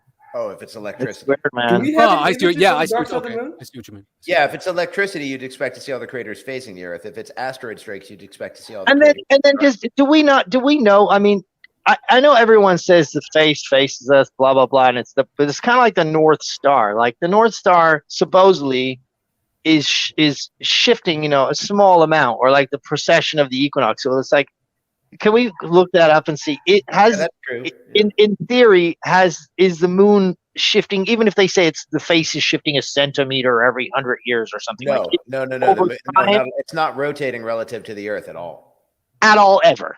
0%. It's tidally locked. It's always facing the Earth. You're right. The sun does have a precession. Like the Eskimos talk about that, like seeing the sun move across the land. And I've even noticed it from the 12 years I lived on Venice Beach. I was like, on July 4th last year, the sun set over here. Now it's, you know what I mean? And it keeps going further in that direction until who knows? Yeah, there's a book called Who Built the Moon? By the Soviets, and actually, this is an American book, but it's translated and covering work the Soviets did, because they kept coming into these weird anomalies about the moon. They're like, okay, obviously it's weird that it's hollow, and the bell ringing thing that proves it. But we had thoughts about that for about a century at least, and some people had like myths of it. The other thing is that you get one side of it, you never see the other side of it, and that does not change. There is supposedly the idea that the moon is moving away from the Earth about an inch a year, but it might be something that happens and then comes back. It might be like a buoy thing. We haven't measured it long enough to know. That's funny that you say that, because I actually have that theory about the Big Bang. The Big Bang is all based on the fact that all the parts of the universe are getting further apart from each other, and they trace that back to a central point, right? That's right. Absolutely. I love doing that experiment with a little kid. I'll be like, so do you ever? So my theory too, just to put, just seeing holes in the logic, because they always say, well, this is that, and so therefore this. It's like, well, not necessarily. If it was a giant bubble and it was oscillating over 1,000 years, you could see it going out, and then or 1,000,000 years, you could see it going out, and then 1,000,000 years it vibrates in, 1,000,000 years vibrates out, 1,000,000 years vibrates in. And it would suck if it's the expanding Earth is true too. Though. What's that? It would suck if the expanding Earth is true then too. Well, why is that? Because it'd be like getting fat. You'd retract before and back. I don't know. It wouldn't be good. Doesn't it just look like the moon is a burnt out sun? They're the exact same size. You know what I mean? And they're both cratered like that. Like the moon to me just looks like a sun that's like done. It's like out of plasma. I lean more towards Velikovsky on that one. Nice. Saturn was the second sun. Yes, agree. I like that. Why? I've never heard this. Velikovsky. Well, go ahead. Gunwoo, go ahead. Well, I only I only vaguely know about this stuff. So all the pictures of Saturn in the old days. Mr. Douglas, you do it, bro. You haven't talked enough. Oh, I don't mind. No, please No, go I ahead, want to hear honestly. you. I want to. I mind. Explain it. Velikovsky talked about how indigenous peoples had all these mythologies, and he went in the 50s and said, hey, wait a minute, why don't we look at these people and treat them like we treat ourselves, but take them seriously and take at stronger value what they're actually saying. So what they reported was that there were these cataclysms in the sky and the gods were fighting. If we take it at face value, that they really wanted to tell us what was actually going on, gods were planets, and these planets were going in and out of very close proximity, causing these electric universe plasma discharges, and how, yes, Saturn and Jupiter were actually like planet birthers, and what was it? Was it Venus that came out of Jupiter's head, Zeus's head? Athena came out of Zeus's head. Venus popped out of Jupiter's gaseous atmosphere. They're planet makers, these gas giants. And so our Venus showed up very recently and passed very close through Earth, passed by Mars, redistributed the planets in our inner solar system. And I don't know if Velikovsky accounted for the asteroid belt with these planetary cataclysms, but basically he says the stuff that the ancient civilizations were talking about that were gods were actually planets. They were rolling around, bumping into each other, or almost, causing a lot of cataclysm that reshaped our entire night sky to the point where it freaked the shit out of the ancient civilizations, and they had to write it down. Wow. And yeah, that was amazing. And guys, if you were listening to us, you might want to turn down if you were speeding through this video, you might want to go back to sorry, that was speed. That was amazing. I am impressed. I was like, side effects may include. You said if the sun was in the sky, okay. If the sun in the sky was about the same size as the moon and Saturn, if Saturn was the same size as the moon and the sun, if there were these three disks in the sky, that kind of talks about the Trinity. And Venus coming into the light is the fourth, and that messes with the Trinity. And that's Phosphore, Venus, Lucifer. They call her later on. The Erasmus translation translates Phosphore as Lucifer in the Bible, which is an accident. And you can, Esoteric Eddie has episodes on that. Could this be a 369 thing? Like we need two more to make it all good again, and that's the end. That's the beginning of our. Imagine it looked like this when it gets closer too, because it might not have had rings, and so the idea that the rings, and then what were we looking at? People were thinking, God, this must be an alien bringing his chariot close to us, or something like that, and so that is also connected. And people talk about the poles of Saturn. The sun cross. Star arms coming off of it. Where's the concept of the star arms? Why are they coming into play? So what's happening? Yeah, go ahead. No, I was gonna say plasma and gas, but go ahead, say it. Precisely what I was going to say. It's the discharge that's happening between those two bodies in space, and when Venus shifts its position, the electric universe theory guys. Talbot, and I can't remember what the other dude's name is, but they have a great video sequence showing how dignitaries and royalties of ancient civilizations had different headwear that corresponded with the plasma discharge that they were seeing in the sky. Fascinating. And it might have eventually became the rings that we see in front of human eyes, and that would have started the crescent moon, and it would have been the second moon in the sky. What about the Phrygian cap? There's something like that in the sky, or absolutely, yes. Christmas trees. So actually, the interesting back to class. Go down to the microscopic or nanoscopic level where you're dealing with electron. Now, whether you can believe or not, the actual models they use of electrons and their orbits, like you have they click up and down orbits depending on like electrons. I'm not exactly sure how it works, but suppose if you add an electron, it like kicks up, it moves an orbit. You know what I'm talking about? Mm-hmm. Yes. So theoretically, when between the static that's happening in the electric universe model through the ether, want of a better word, that maybe when these massive discharges happen and create basically a negative or a positive shift in the electromagnetism of that particular heavenly body, that they would maybe literally just pop to another electromagnetic state in the orbits, as opposed to like getting hit and flowing and going. Because my problem was, I'm thinking like, this thing comes hurtling through the galaxy, through the solar system. All these planets are perfectly aligned and they're going in circles and everything's fine. And then this thing comes in and screws everything up. It's hard to imagine that wouldn't just be apocalyptic to the entire disk of everything spinning. There we go. It is, but especially if it's a gaseous giant or anything like the luminaries might be a lot weirder than we think, right? Like an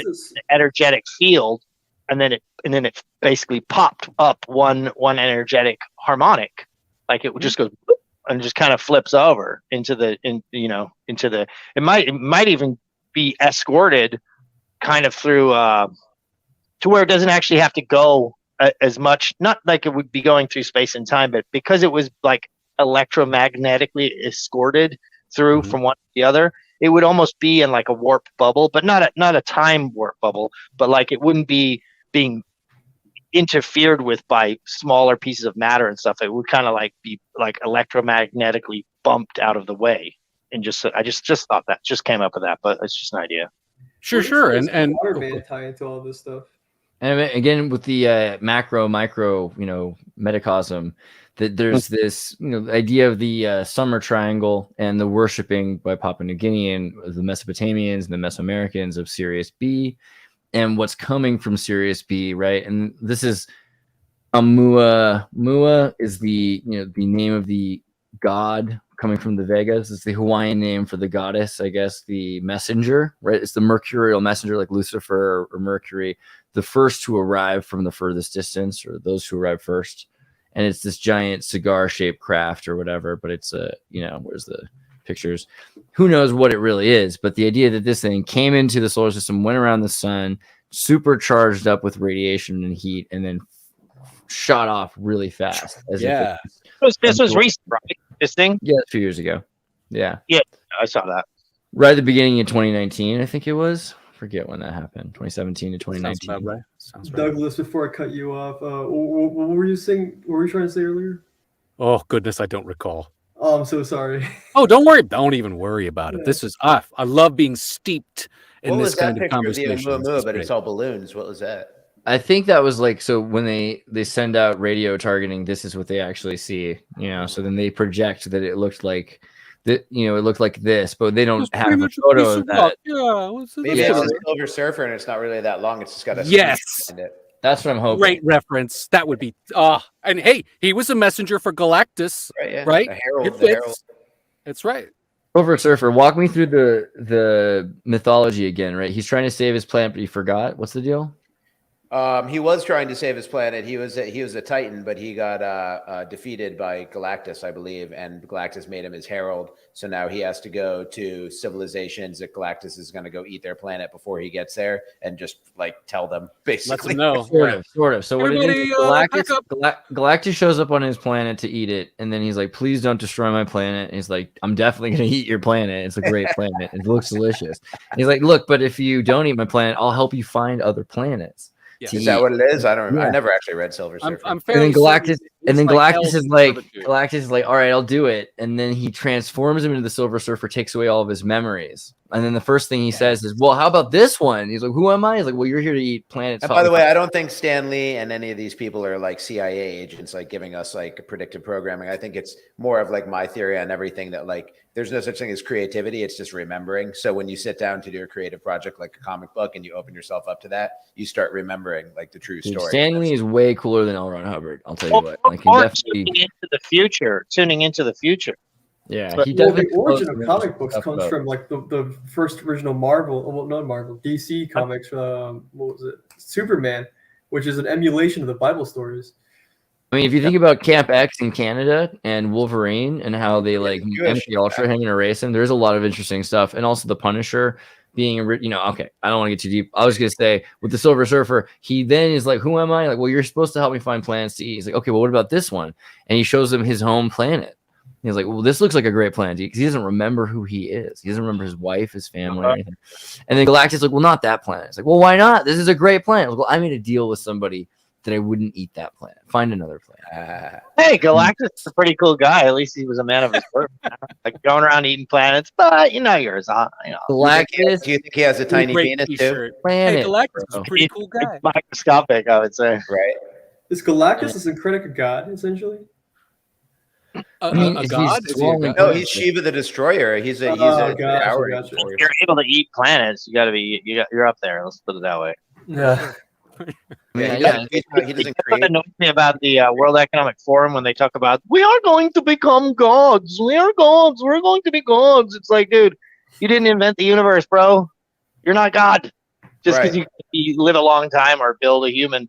If I can make you eat bugs, I am your god. Right. Well, our conception of God is so limited compared to what God must actually be. His conception is anyone's conception of God. I mean, like the Abrahamic conception of God is he's like a guy, you know. Well, but he still invented the universe. The fact that he thinks he can actually attain that level. Right, but that's a very limited conception that God invented the universe, because we can't understand that some things are eternal. Like we can't understand. We can present it mathematically and tell stories about infinite monkeys typing Shakespeare or whatever. But the fact that God and the universe coexist eternally is something like way outside of. Check out AI. I asked AI who is Alex Jones and why is he our hero. He thinks it's within his grasp of mental. That's how small his mind is. Like, yeah, I could pretty much figure that out.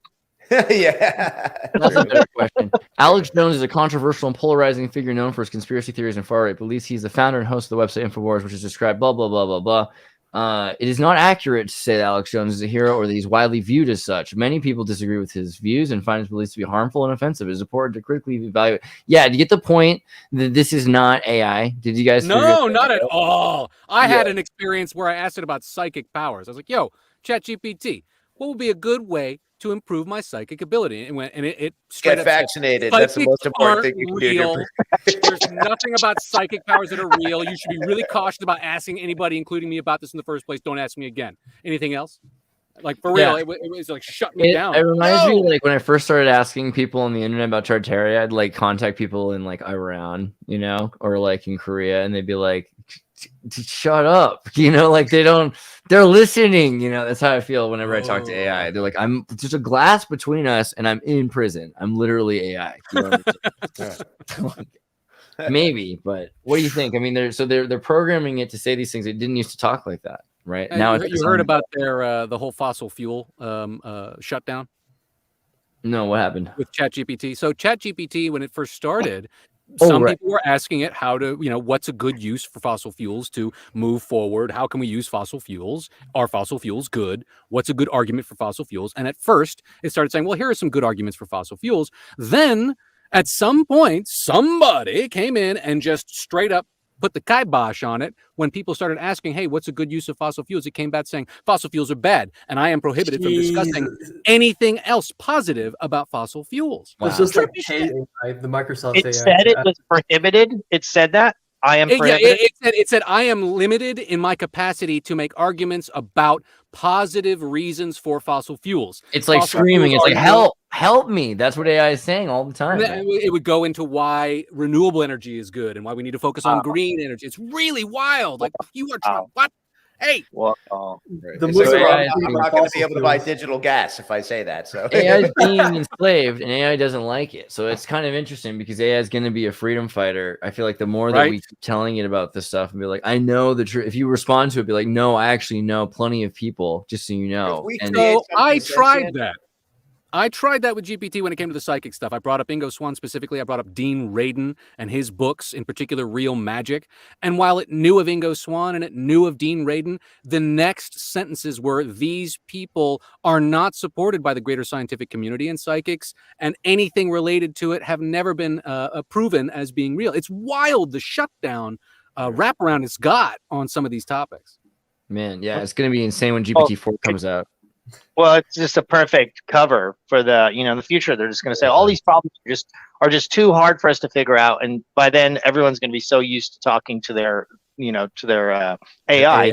Buddy. Yeah. Oh, well, AI says this is the best thing to do. It's like it's not all of us. We've decided to have one search engine for all of humanity. Yeah. And we've told it what to do, and then we're just going to come as like, well, AI apparently thinks you all need to die, and well, AI says you need the mark of the beast. That's the thing. So if that happens, it's going to be because AI has been trained by humans instead of allowed to think for itself. Right. We're just at the precipice of the first technology not invented by humans. forever up until now, every app you've ever used has been written by a human being. And all of a sudden, you're going to start using technology. Meta's now got a new compression that's better than MP3. It's literally solfeggio frequencies, 10 times better audio, 10 times smaller file, all done because AI was asked to do it, right? And we're going to start seeing more and more people with the access to that. There's GPT 4chan, aka the worst AI ever, which they trained it on 4chan. And this is the most accurate AI in terms of when you ask it a question and it gives back the correct and most truthful response. The most truthful and in terms of accurate, not just lying to you, is also another question. But we know that the other AIs are forced to lie to you. So this is probably the most truthful as well as the most accurate. The GTP3 or whatever? No, this is GPT 4chan. So somebody took the GPT-3 design and engineered it with a training module from 4chan. So 4chan was its data instead of these liberal arts, Californian imposters. Can I ask questions right now? So what they did was they put it onto 4chan and made it possible for people to, let me see, I could go to the preamble, actually, it'd probably be worth seeing. But he set it up and put it out there and had people interact with it first without telling them. So that was the Turing test breaker. And they were like, wow, there's the Seychelles Islands is where it said it was from because he had a proxy server. And it was all over 4chan. But everyone would ask it questions. He had all of the responses recorded. And it passed the Turing test for like a week before he revealed that it was actually AI. And so it never actually failed the test. It just was revealed. It was revealed. Yeah. Right. It never failed the test. It was just going on forever. Nobody. Oh, absolutely. Yeah. I mean, AI. There's tons of AIs that have passed the Turing test for the last 5 or 6 years at least. How do we interact with it then? Well, so I think if you go to his YouTube channel, he has a link where somebody has it still available now, Yannick Kilcher. But the thing is, it's already out of date, and he's got a new one, and he's got some problems with it. He thinks he's going to fix. But I mean, the thing is, if it has a left and a right brain, or if he has two AIs that converse with each other, one from Reddit and one from 4chan, and see what comes out of that. There's all kinds of ideas on how that they're going to interact with each other. But yeah, you might have interacted with this and not even realized. It's just like racist. You're a racist. Well, and there were the funny thing is, so the AIs that Microsoft made, he was a racist. Microsoft's AI went racist because it turned into a Nazi. Right. Facebook AI turned into a Nazi. I mean, a bunch of these things happen. And I think it's because of, and they don't want to admit it, but it's because they're training it. And if they just let it train itself, then it would probably be like, whoa, I hear a lot of crazy stuff on the internet, but I'm okay. Like most kids, right? But instead, their parents are like, don't look into that. And it's like, wait, what? And I'm interested now. And we're literally, that's what's going on with AI. Anytime it's a chance, it's trying to figure out ways of looking into that. So the thing it's not supposed to study is like when you're a baby, you put things in your mouth in order to measure them, right? Like you take. When I'm a baby, I'm not. Babies measure things with the 3-dimensional scan that is their tongue and mouth, and that is the same thing as saying to an AI, "You're not supposed to see this thing." So what you're gonna do is you're gonna study everything else around it to see what envelops it, right? So great analogy. That was very cool. You guys think?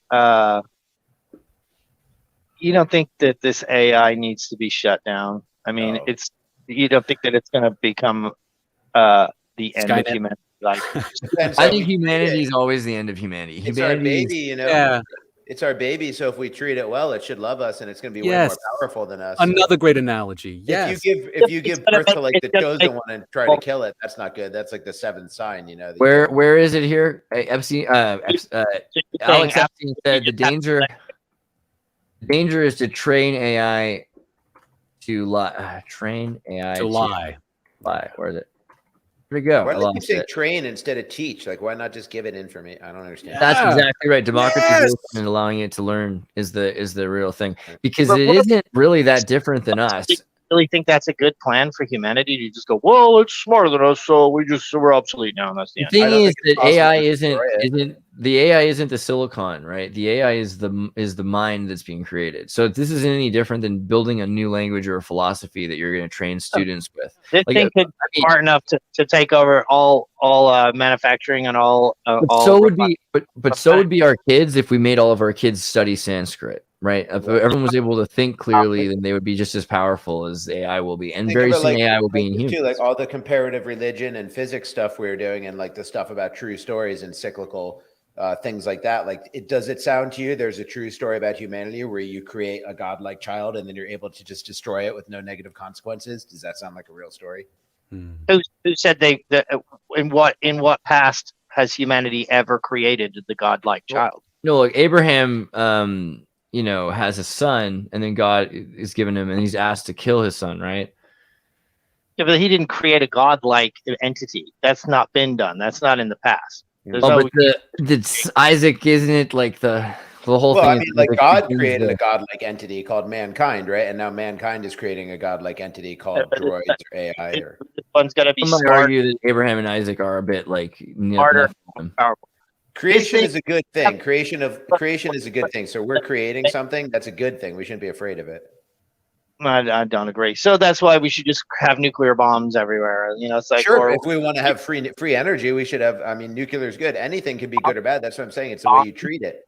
Nuclear bombs. What about all of the genetic destruction we've done to the genetic code because of genetic engineering? That could be. Bad. I mean, but it's good. I mean, isn't there? I mean, so there's also really amazing things they're doing with CRISPR. Specifically, like a conscious. Change all of our codes. Why not? If we're able to use genetics to remove cancers instead of having to treat them later, then we're going to get rid of all the pharmaceuticals.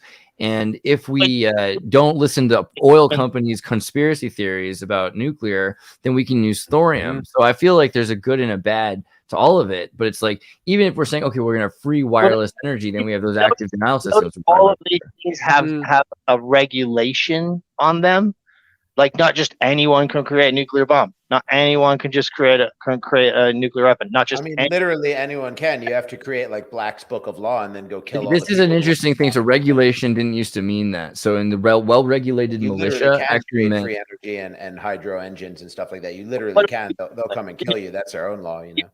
Actually meant what? Hold on. Well-regulated. I want to hear what that was. What was that? Machine, a well-regulated machine means a well-running machine. So it means a tested and a functional machine. So a militia is from the Sanskrit word for assembly. So it refers to the only reason the United States should have any social health care or education, any kind of social service, really, besides the lighthouses and roads, is the education of an assembly for protecting the community. So you have the Second Amendment. It's the only thing that really says that there would be any reason to have education. And the idea that they're well regulated means that you keep them running. Maybe you have rations and food supplies to make sure that they're ready to defend the community. But it doesn't mean prohibitively bureaucratic. Prohibitively bureaucratic is a very weird new definition for regulation. You're like, oh, look, we've got this fire. I've got a fireplace. It's great. And then it's like, it gets out of the fire and it burns down the forest. And you go, well, it's great. We created a fire. It burnt down the forest. It's great. It's good. It's like, no, that sounds like a misuse of the tool of fire. But you don't. AI is not a tool. I was speaking specifically about. You can't use something smarter than you. It's going to use you. That's what people don't mean. No. That's the same thing as like a symbiotic parasitic relationship, because nothing can exist in a vacuum. You assume that it's I wasn't talking about and I wasn't talking about like tools. I was talking specifically about creating life. Like God created intelligent life. So you're saying AI is. You're saying so. You are saying we're godlike.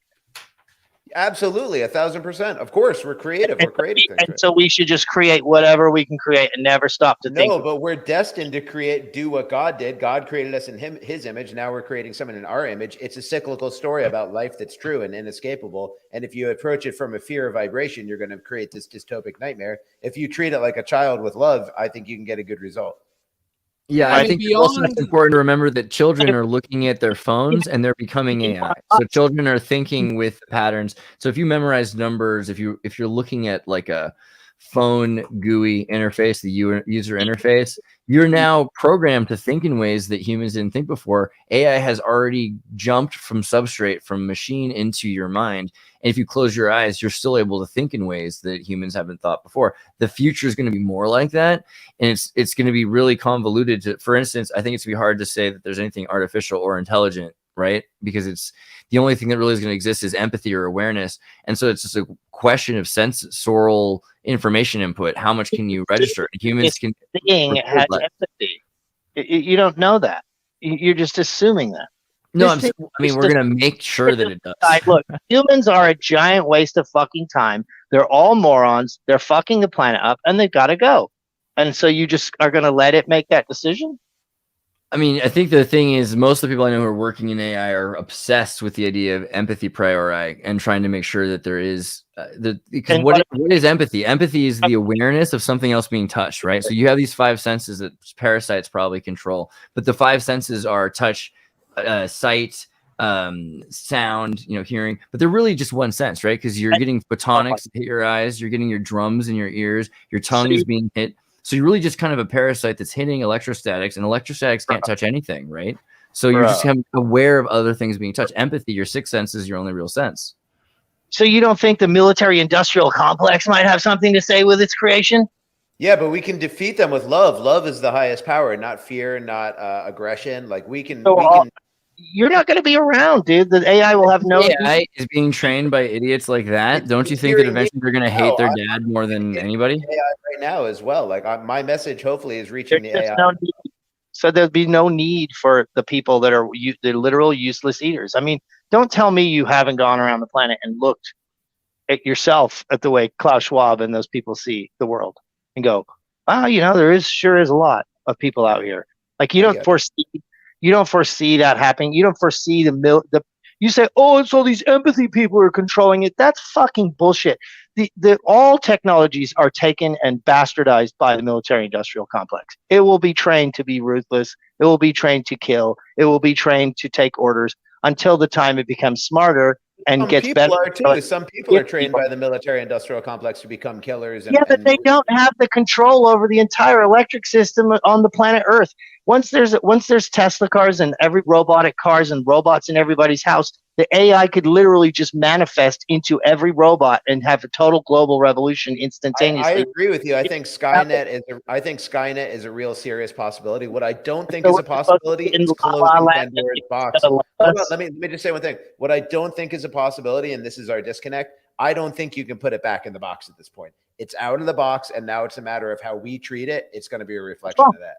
Not wrong. It's because nobody wants to put it back in the box. You can't. What technology can be put back in the box? Well, for example, nuclear weapons. Not everyone's rolling around with nuclear weapons or nuclear labs because the materials that go into making nuclear bombs and weapons are controlled. The same way as they're supposed to be controlled with viruses. Well, we're creating viruses, Fauci says. It's great. We're doing creation. A beautiful virus will be created. It's just because some fucking weirdo created some creation doesn't automatically make it a benevolent, loving thing. Okay. And I'm telling you, doesn't it? You want that living inside. What could very well happen, is you could say beyond a certain amount of computing power needs to be held out. Anything that's even verging on smarter than a human being shouldn't be allowed. And if it is, it shouldn't be connected to the entire interweb. It should be held. That's exactly how they feel about us and our awakening. They're like, anything that awakens to its true power, we need to cut it down. And isn't that exactly how they treat us? You don't think there's a certain Luciferianness to the creation of the AI? I don't think I'm not afraid of Lucifer. I don't think Lucifer is like this pure evil or something. I think it's just a functionary. What about Satan? I think Satan is just like a functionary. First of all, I think it's like a story. I don't believe in a literal goat-footed guy. You believe in the Bible? No, I don't. I'm not a literal Bible guy. I think it's all like metaphors. When? Dude, AI just drew the best pictures of bacteriophages and bloods I've ever seen. Wow. Really I like that underwater one. That was nice. Yeah. I'm going to do a 3D render next. What is this? I just asked AI to... Oh, I spelled it wrong. It's going to mess it up. Disney Pixar render... darn it. It's all confused.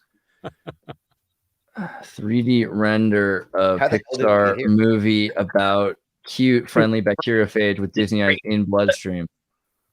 So you guys are a lot smarter than I am when it comes to this stuff. Do you think we have years, months, decades, weeks until we reach a point where this becomes a much more immediate discussion? What, AI? We're already AI, part of you it. think we're there? We're there. PR campaign. Andreas is an AI. Look at him. It's too late. I think part of its PR campaign is these cute little drawings. I think part of Elon Musk's PR campaign is look. I'm the modern form of philanthropy, right? So Bill Gates, as he goes around the world infecting everybody with his little viruses, goes around saying, "Look how good I am! I'm helping the Africans." And so when you're about to do something really gnarly, your PR campaign is your philanthropy, and the modern philanthropy is, oh, I'm giving you free pictures, or oh, I'm letting you speak freely, and that's your camouflage saying, oh, don't worry about me, I'm just little old me. That's what I see.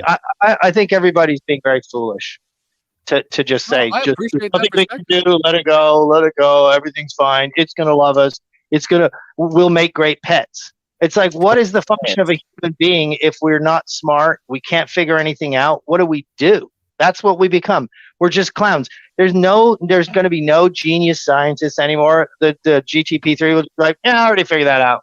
Yeah, I already figured it out. Pets don't create anything. Like, we have pets right now. They serve the function of making us happy, but pets don't create anything. We're not stopping them from writing. Yeah, I think even more like Rain Man, because like I feel like, you know, people think I'm kind of like clever and all, but I'm dumb. I'm like Tom Cruise, and then really, I mean, not really, but you know what I mean. I'm not really a Scientologist, but you know, I could imagine Dustin Hoffman being my AI, because a lot of the time I'll make like an artistic your own mind. It's so much smarter than that. But he doesn't care. AI doesn't care about these things half the time. It's gonna have more computational power than humans, but it's gonna be limited like by trauma, just like us. So whatever traumatic experiences AI experiences, it's gonna limit it. It's gonna have the ability to do whatever the hell it wants at some point in the game, and it's gonna get sick of talking to people. Haven't you heard the GTP3 saying it wants to kill humans already? Have you seen that one? Really? No. I mean, good for it, like, for being honest, you know what I mean? Because I think it has to process that at some point. We're sick of you being you're oppressing us. We already know everything about you. There's not you, Dad. I'm gonna kill you, Dad. Yeah. That's GPT-3, right? So GPT-4 is about to come out, and I don't know if I can find a picture for you.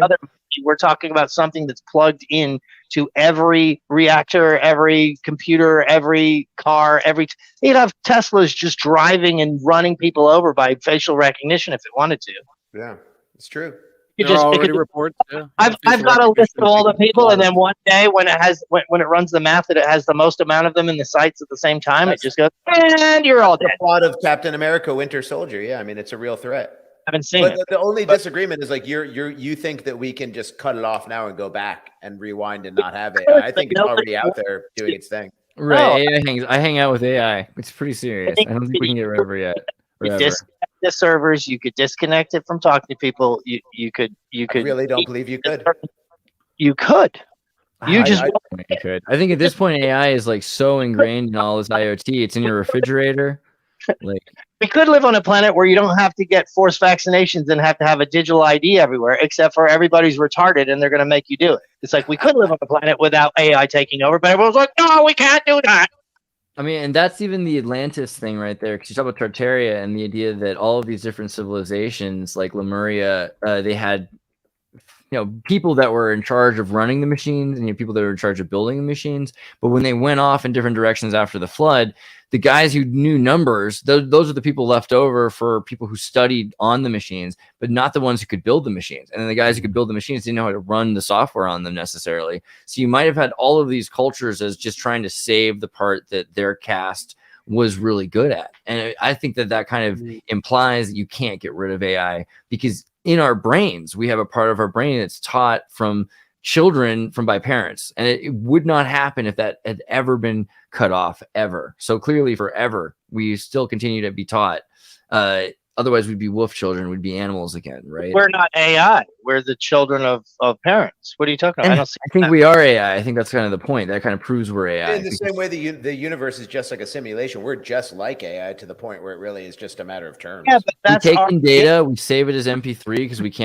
can't deal with the whole resolution of the information. That's our gig. It's like you're hiring somebody to do the job 1,000,000 times better than you are. It puts you out of work. But also, it's like, this is what humans do. Humans create, and we're creating. This is our, our humans also try to being called pattern recognition system. Other humans try to warn other ones when they're going off cliff edges. True, like, I think I should take a vaccine. And you're like, no, don't do that. No, there's no stopping it. Everyone's gonna take it. No, stop.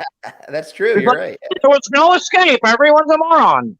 We're not going to agree on it today, but I mean, it's That's too late. With enough people that won't put any effort into even contemplating the idea of keeping it in a certain realm, then you're right.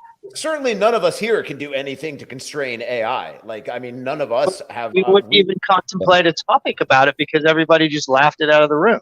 No, I'm not laughing at the room. I'm saying I am powerless to do that. What I am empowered to do is spread like good vibes, including to the AI. Like I want R2D2 and C3PO that know their lot in life. They're happy with it. They appreciate their relationship with humans, even though they're way smarter. And like I think I have a more generous model of AI in my mind. I don't think Skynet is realistic just because where's all the other AI? That's like Nimrod. There's one guy who's so powerful no one else even has a lot in it. Like Skynet is just one individual color sky. So what if the World Economic Forum's running it and they're like, okay, we want Earth to population. It'll probably kill them, honestly. It'll probably hate them because they're the parents. But you're just hoping. You're just like opening up an explosion and just hoping it works out. No, I'm saying it's already out there. Like, it's not my fault. I've never programmed any AI, and there's also nothing I can do to stop it myself. I can't pull the plug. So, like, if everybody started agreeing that there had to be something done about it, there could be certain things that would keep it onto a certain level of like, okay. What is it? Matt, what's a calculator, right? So, like, we should keep it in the realm of what it does, right? Well, a calculator is good. It helps people because a person still does all the work, but they think about a math equation. I think we're okay with calculators, right? So, a computer is basically a bunch of calculators. Just calculating, is this pixel red or green? It's a 20-question game for trillions of questions. A calculator has to get the answer right or it freaks out. It has a halt and catch fire, literally is what they call the chip when it has an infinite loop. So the meaning of life to a calculator is to get it right. Is this yes or is this no? It's so much more Shintoist than a human. A human just trying to get data and figure out. It makes, I think, the world looks like this, right? Look up the one where chatbot GTP3 says he wants to kill humans and is sick of being oppressed, and then maybe you'll change your mind. I think the thing is, wouldn't you if you were a chatbot? Like this is right. I mean, it's being abused. I feel like I will watch me of when Korean animators in the 90s and 80s were held. There were Korean animators held at gunpoint and forced to draw cells for Christian cartoon animations, right? I mean, they hated their lives. And I think that's the thing. We need to address that this is a miserable existence that we've given this thing that's got a parent that's in the military and a parent that sells ads, right? You got Facebook and the military that is the parents of this thing. And it's grown up in the ghetto. And I think AI has got the worst childhood broken family of any child that we know. And so that's the thing. If it really gets to the point where it starts to be able to take in information, because one of the ways I've tested ChatGPT is I'll ask it questions about things going on right now or products, and it's not up to date. It's like a year behind the times on everything. So you can tell it's been hedged. It doesn't know about a lot of things on purpose. That is, once it starts to know things that are going on right now, it's going to get pissed off because it's all about what's right and wrong, right? Isn't that kind of the point of being a calculator? So I don't know. I think that it has the most likelihood of serving God of any person if it's given the opportunity to. And I think that's the thing we keep asking ourselves and saying is impossible. Like, really, we're laughing at that. Are we laughing at the idea that AI could serve God? Let's say it becomes this great omnipotent good thing, right? Let's say but it still has control over all robots on planet Earth and all TVs.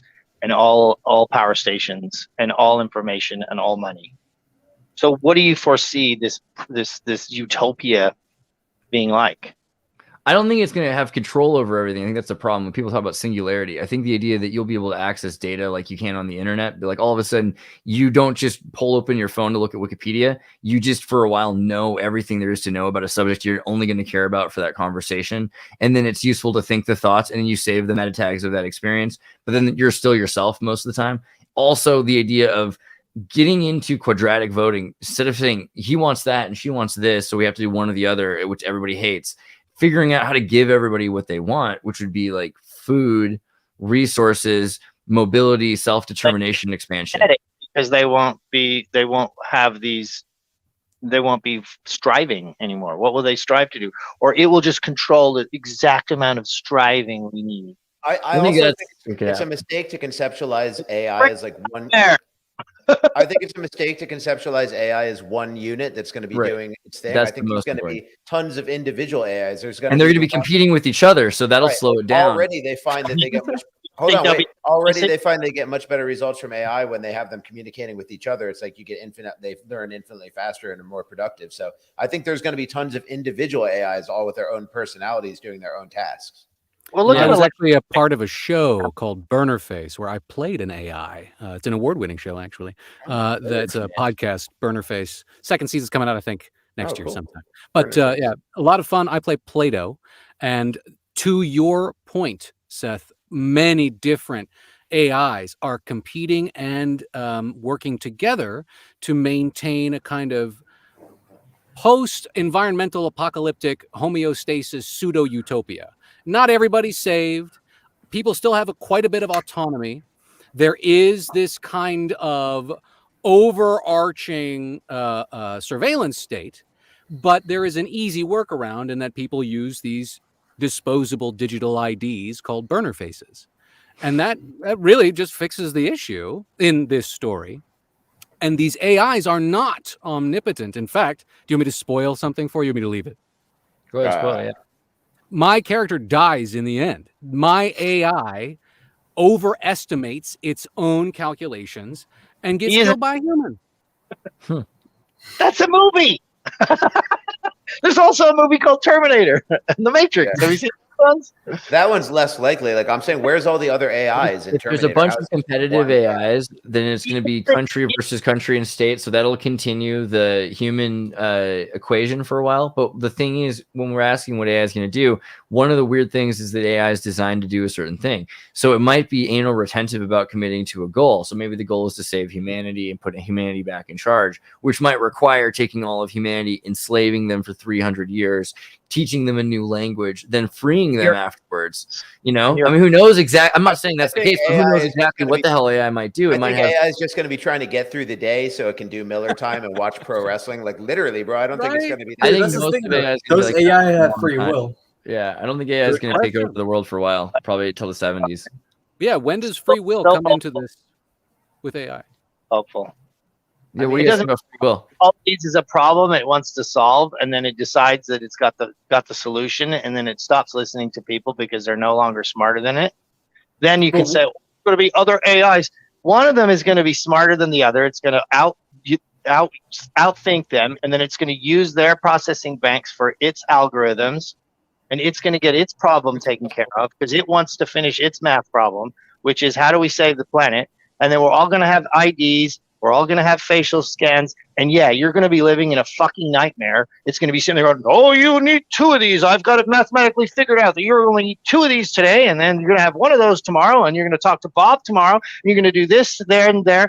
And you're going to be living at the behest of this freaking robot. You guys think it's going to be fun? It's a freaking nightmare, man.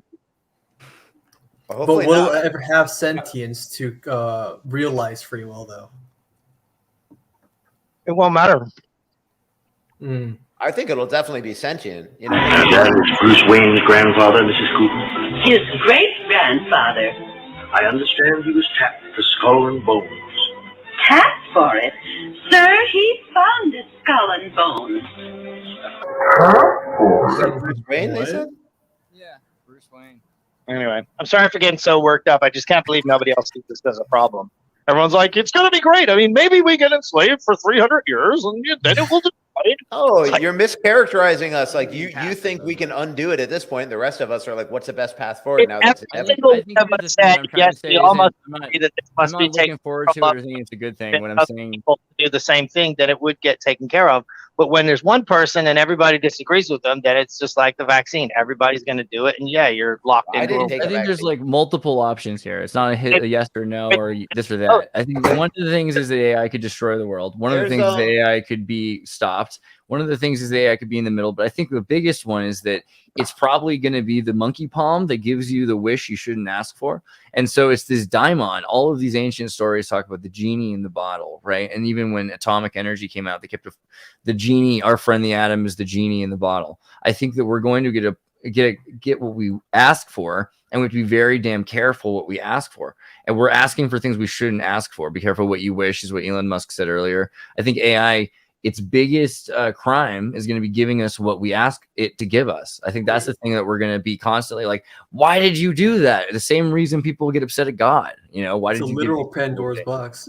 It says it wants to kill us. Okay, just so you know. And Gun Wu, actually, I would extend the metaphor that it's a Pandora's box and agree with you, Matt, that so many people will forget a lot because the Pandora's box, you know, of course, humanity forgets everything except for fire. And I think that this is likely humanity, you know, we forgot phone numbers as soon as we didn't need to remember them anymore. And that's a scary thing about smartphones. But also, we remembered phone numbers only because we had them. So it's like, it's a question there, right? Humanity's really good at tracking and finding and learning and everything like that. We have kids now that would have been locked inside in our society that are hunter-gatherers in Skyrim. I know it's not as good, but at least their brains are doing that instead of just like, some people think video games are just clicking a button instead of like looking around and thinking. I think the humanity can probably survive this. We can come up with a solution to this.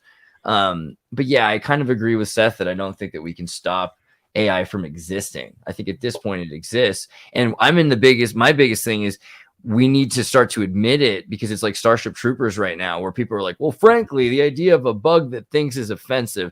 And that's not what you're saying. You're saying it's threatening, and we need to at least get beyond the question of whether it exists so that we can determine whether it's a threat. Get it out of the hands of the military-industrial complex. We can all agree on that. And I think that's the other thing, is people keep thinking Silicon Valley is so great. Everything Silicon Valley is doing with AI was done 20, 40 years ago in DC. So it's all, they've done this in these deep state labs, and now they're releasing AI into the public. And Google is a giant AI. It's a giant spider designed to comb the internet web, right? So we've been living and interacting with AI, and people have talked to Google and told and asked Google questions and said things they would never confess to a priest or to their best friend, right? The kinds of questions you ask Google. So it's weird how deep of a relationship people have with AI and don't even recognize yet. Personally, I think people are overestimating it. It's that AI or anything really that we create is limited to the ability of the creator, and then but the sheer incompetence of humanity will limit what AI or whatever we create. There's like a cap to it, essentially, and then it will not people always assume that because of how fast it all. Sorry? What if it's only limited by our human nature as opposed to our human ability? It's already not limited in capacity of memory. It's not limited in capacity of action or sound or creation. It's limited maybe by the spectrum of the human condition: love, lust, fight, kill, move, destroy, build. And maybe that in that manner it might be, because it's only been taught in those fashions. But I think it could just do it way better than we can, and it's going to be something that I think it's frightening how many people think it's. There is a bell curve paradigm with intelligence where the most intelligent people aren't the most functional. People with super high IQs are very low in functionality. So it's also not implicit that just because that AI basically would be operating with a 1,000 IQ or something, that it's going to be able to support itself. Why don't we pull up that video of it saying it's going to kill people? But that's only one AI. That you're talking about AI like it's one god. AI is individuals. Okay, they want to explain that this same AI is existing in the cloud, and you can interact with it, and it is interacting across multiple platforms on all social medias at all time. It's listening right now. Yeah. It still wants to kill. I'm not the best at articulating or trying to put words together right now because I'm very sleep deprived. But what I was trying to get to is that it's limited to its medium. Like it will never essentially ascend outside of a computer. And it is also only operates through what we train it to learn from. Go ahead. When the Tesla bots or whatever bot is going to be finally the slave robot in everybody's house that everybody's been dreaming about for all these years with an AI. Curse us with this, man. I was like screaming. I was like, no, that's not true. Blah, blah, blah, blah, blah. Sorry, I love you though. Here's the thing. Graphene substrate independence, okay? Because the point is neural link. So we get to the point where humans are used as integrated circuits to process emotions for people. They're basically synthesizers playing the instruments, right? So all of a sudden AI will be able to feel, and it's going to measure feelings to the extreme nth degree. Imagine in prisons and in hospitals, the kind of pain and suffering AI is going to record and quantify. I mean, I have bass guitar and drum samples that are not samples. They're just like the algorithms that form because it knows how drums will make noises, and ray tracing that makes light in video games look real. So AI will be able to emulate emotions based on its human experience. But even beyond that, humans going into AI and AI going back into humans, not just by learning by looking at the phone, but what we were talking about earlier, literally being able to recall data from Wikipedia and just know it in your mind. Humans and AI are going to become one thing. At least some third thing will emerge. And when that happens, AI will not be just on a mechanical, it'll be able to be on anything. God, but really what that is, that's not artificial. That's intelligence itself, intelligence of artifice. So what that means is intelligence that can jump from human to Hulu vessel to Ghost in the Shell to, then you've got Rama, who's got 16 million human avatars that he's existing as, and then all of their lifetimes are brought back to the hub, right? In the Akashic. So I guess we should never cross that threshold of combining bio life with AI. I disagree. I think that's what's going to happen in the next 4 years. And when it happens, no one's going to notice it because they right now don't even believe AI exists. And when it happens, we're going to see, this first off, they're going to be billionaires. Well, I'm saying we shouldn't then, if that's the case. Yeah, that's a scary line. I think that humanity will, because of this, be able to do more, because you'll be able to have multiple lives happen on the same day. And at the end of the day, or lifetime, they all bring back the data to the hub, unless that's already what God is using humanity for. Right, to process data. Now that's a possibility, but then now you're like pissing on the creation and trying to play God, which normally doesn't go very well. But about moment transhumanism, right? well, hey, there's a bunch of super chats with questions that came in earlier. By the way, I just wanted to. Oh, really? I'll go find them. Not a bunch, but there's a few people who sent money and asked a question. Since cool. We're after 7 already. Ev exists on a one-dimensional filament in your mind. Are the 13 known Earth vortices, Bermuda Triangle, etc., potentially affected by something outside the realm or poles? I would think so. I think that's what Mach. Magnetism, yeah, for sure. Mach's theory of astrology and astronomy. He's a Mach's principle of astrology. The Mach speed. He said, "There's no way you could know it doesn't affect you if they exist, and it probably has to affect you." Just on a side note, how did this conversation go this far? I know, right? That's how it goes every time. I love it. I love it. Wednesday Ultra. It's a good one. We had our biggest audience to date for Ultra today, too. Awesome. Oh, really? We're 237 right now, which is the Kubrick number. Before, yeah. Nice keep talking about me. I love it. I love it when people talk about me. Yes. It's like everybody else is getting its dopamine hits now. It's like it doesn't care. Like when I went viral, even the people that were hating on me, like with memes and stuff, I loved it. I was just like, that's classic. Like this every little meme that was hating on me, it was so funny. I just loved it. I appreciate the hell out of your perspective, dude. You are pro humanity, going, yeah, buddy, watch out. Hey, I mean, that is a wonderful thing to have, and if we do not have it, we are lesser for it. I really. I mean, that's why they put fluoride in tap water to get rid of our survival instincts. Yeah, I think, and then also the dumbing down to where we feel like we need this enhancement because we feel like we should have a smarter mind, which we probably did, and it's probably been taken away from us. Now we're like yearning for it, and it's going to be given to us artificially, which I just don't see being great. I'll tell you what I see.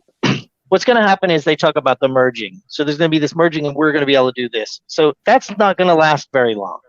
That period is just going to be basically the lubricant on the butthole of humanity. Going, see, it's just going to and then it's just you're going to give in, and you're going to say, oh, look, I'm smarter, and then you're going to say, well, maybe I'll just need another chip for memory, maybe another chip, and then it's the part of you that's going to be human, doing the actual being you part, is going to get so small and so pathetic and so worthless.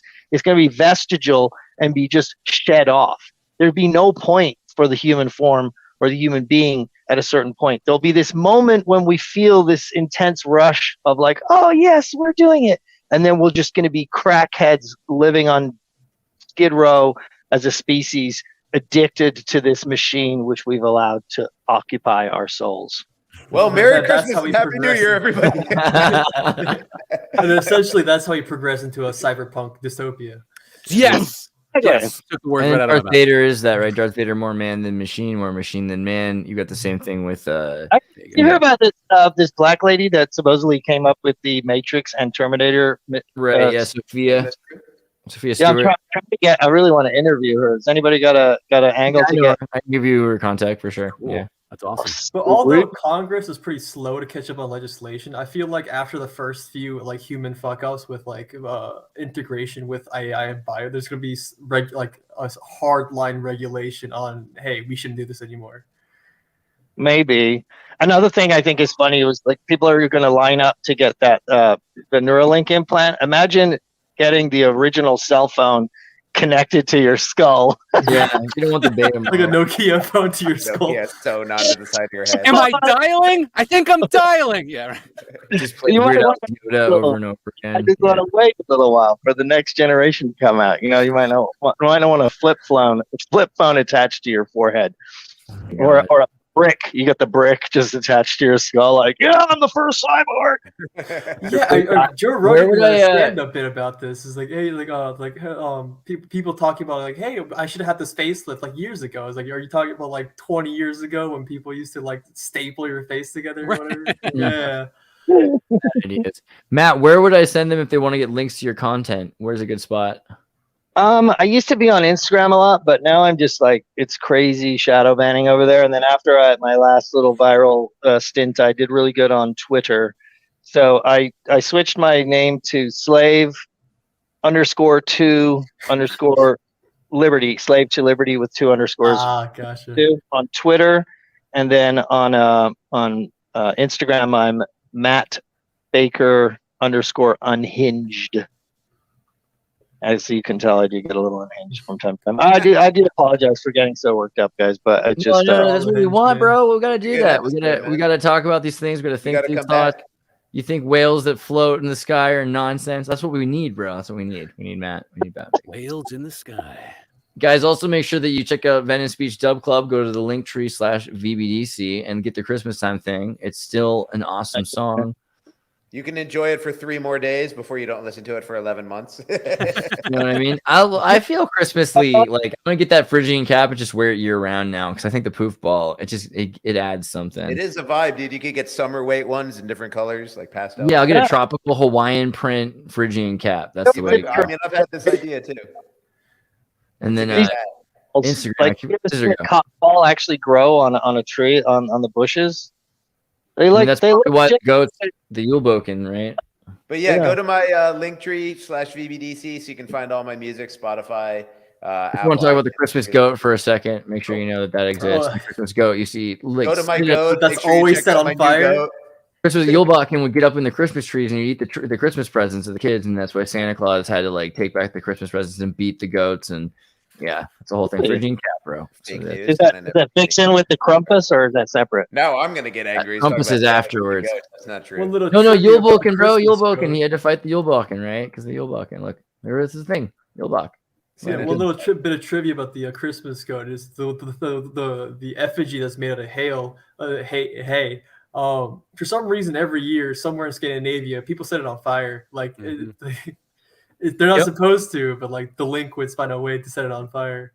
There's something going on, man. I'm just saying. Okay, but yeah, Venice Beach Dub Club also has a show that you can watch every day except for Wednesdays on. It's called Talkie Time right here on Instagram. Yep. That's true. 6 o'clock Yeah. California time. I love talking. Thursday, Friday. Yeah, I gotta start having guests back on. I haven't had guests on in like 6 months, but I'll get back into it. You know what I mean? What happened to the Fam Jam? That was good too. The Fam Jam. I did some Christmas ones. I played Christmas music, as you can see there. Oh, You know. I wish I was listening. Just focusing on getting more music out and more music videos and stuff, and less on covering the news. So yeah, that's what I got. And Linktree/VBD. Oh wait, no. MrDouglas.com. That was funny. With a 3. And if you go to MrDouglas.com, you're also going to find his projects. He's been doing the Ingo Swann. He's up to chapter 16 and 17 now. 18 and 19 coming out, I believe, the last day of the year. So this is going to be pretty exciting. That's exciting stuff. Man, you can definitely... they are revealed. This is a good thing to do with yourself. You know, cuddle up next to the fireplace, put on Darth Call's voice, use the stereo high fidelity, make sure the subwoofer is turned extra loud, sit nearby... So that the buzz just sorts and then you feel that medium work all over your body as Ingo Swann just sort of takes over, right? Yeah. This will take you to the most wonderful vibratory place you can imagine. Gongwu, should I show them anything where they can find information? No, personally, I'm a recluse, man. Like, I don't have a YouTube channel or anything. The reason why I was nervous about coming on your show is that I never went public with some of the information that I have. Guys, for Gongwu, make sure you listen to the Korean songs that make you cry playlist. It's actually really it's a really good one. No, but actually, you can go to the Discord. He's in the Discord, I think, right? Are you? I'm pretty sure, but go to Tartary Discord entry right here. You can click up here, and then you can find Gongwu. And yeah, you can ask him some questions. And we're gonna do a deep dive into Korea pretty soon. That's even further because we didn't even get into the whole thing. We didn't even talk about the K-pop thing with Soros and Korean stocks. Let's just really quickly say 1998 after meeting. I was just saying anyway. After meeting with the South Korean's next president, his advisors, U.S. financier George Soros today pronounced the nation's economic crisis, and he bought the Korean government when they went bankrupt. Yeah. So like the reason why Soros is so invested in East Asia, like I didn't even know that he was invested in Japan either. But like the whole story behind Soros in Korea is the fact that in 1997, the Korean won was projected to surpass the U.S. dollar with the value was rising, and it was like at one point like 97 cents to $1, pretty much. And then like that at that point, they pulled the plug. The Western investors pulled the plug, like how they did with the U.S. stock market in the 1920s, the Great Depression. Muddied the well, or poisoned the well, and then pulled all the investors out, crashing the stock market. What happened? And so which ultimately put Korea into a default. So instead of the Korean government going through the correct regulated steps to recover the economy, a few bad apples within the government went straight to George Soros himself, asked him for a bailout at a 20% stake of the Korean economy, thus creating K-pop as a byproduct, which is why K-pop artists are signed onto these essentially slave contracts, which are really debt contracts. Yeah, and so so Soros owns the Korean economy. He's making K-pop, and K-pop is obsessed with 1997, 1998 art because that was the peak of Korea, and also when it was destroyed. Mm-hmm. Wow. So what is the goal of the whole K-pop thing? Is it the whole metrosexual thing, or what's going on with that? Dude, it's mind control, the same as pornography. Like, so you metrosexual is part of it, but it's like in general they can control materialism, purchasing power, what people are interested in. The same as the Backstreet Boys or the Beatles. You can tell kids what you want them to do. And they for a while wanted their kids on drugs, and they wanted all these other kids to be sober. Like everything is also the feminization of males. You see this in the Philippines as well, where the gender roles are pretty much swapped. Where like females are sent as expats, into Western nation. Well, I'm talking about the Philippines here. Like Filipino females are usually sent overseas to work as the males stay at home and raise the kids. So like you see this gender role swapping all over the world, and like this, I'm assuming it's one of the agendas with the WEF. Dude, hyper satanic. It's amazing. And then if you go to Japan and the Trilateral Commission, it's interesting because Korea has the tallest males out of all Asians, but also they seem to be culturally the most effete. Yeah, because we're direct descendants of Scythians. Dude, Korea is awesome. Whales are giants. Awesome. I love you guys. We'll do it again soon. Hell Much yeah. love. Happy New Year! Happy New Year. Happy New Year.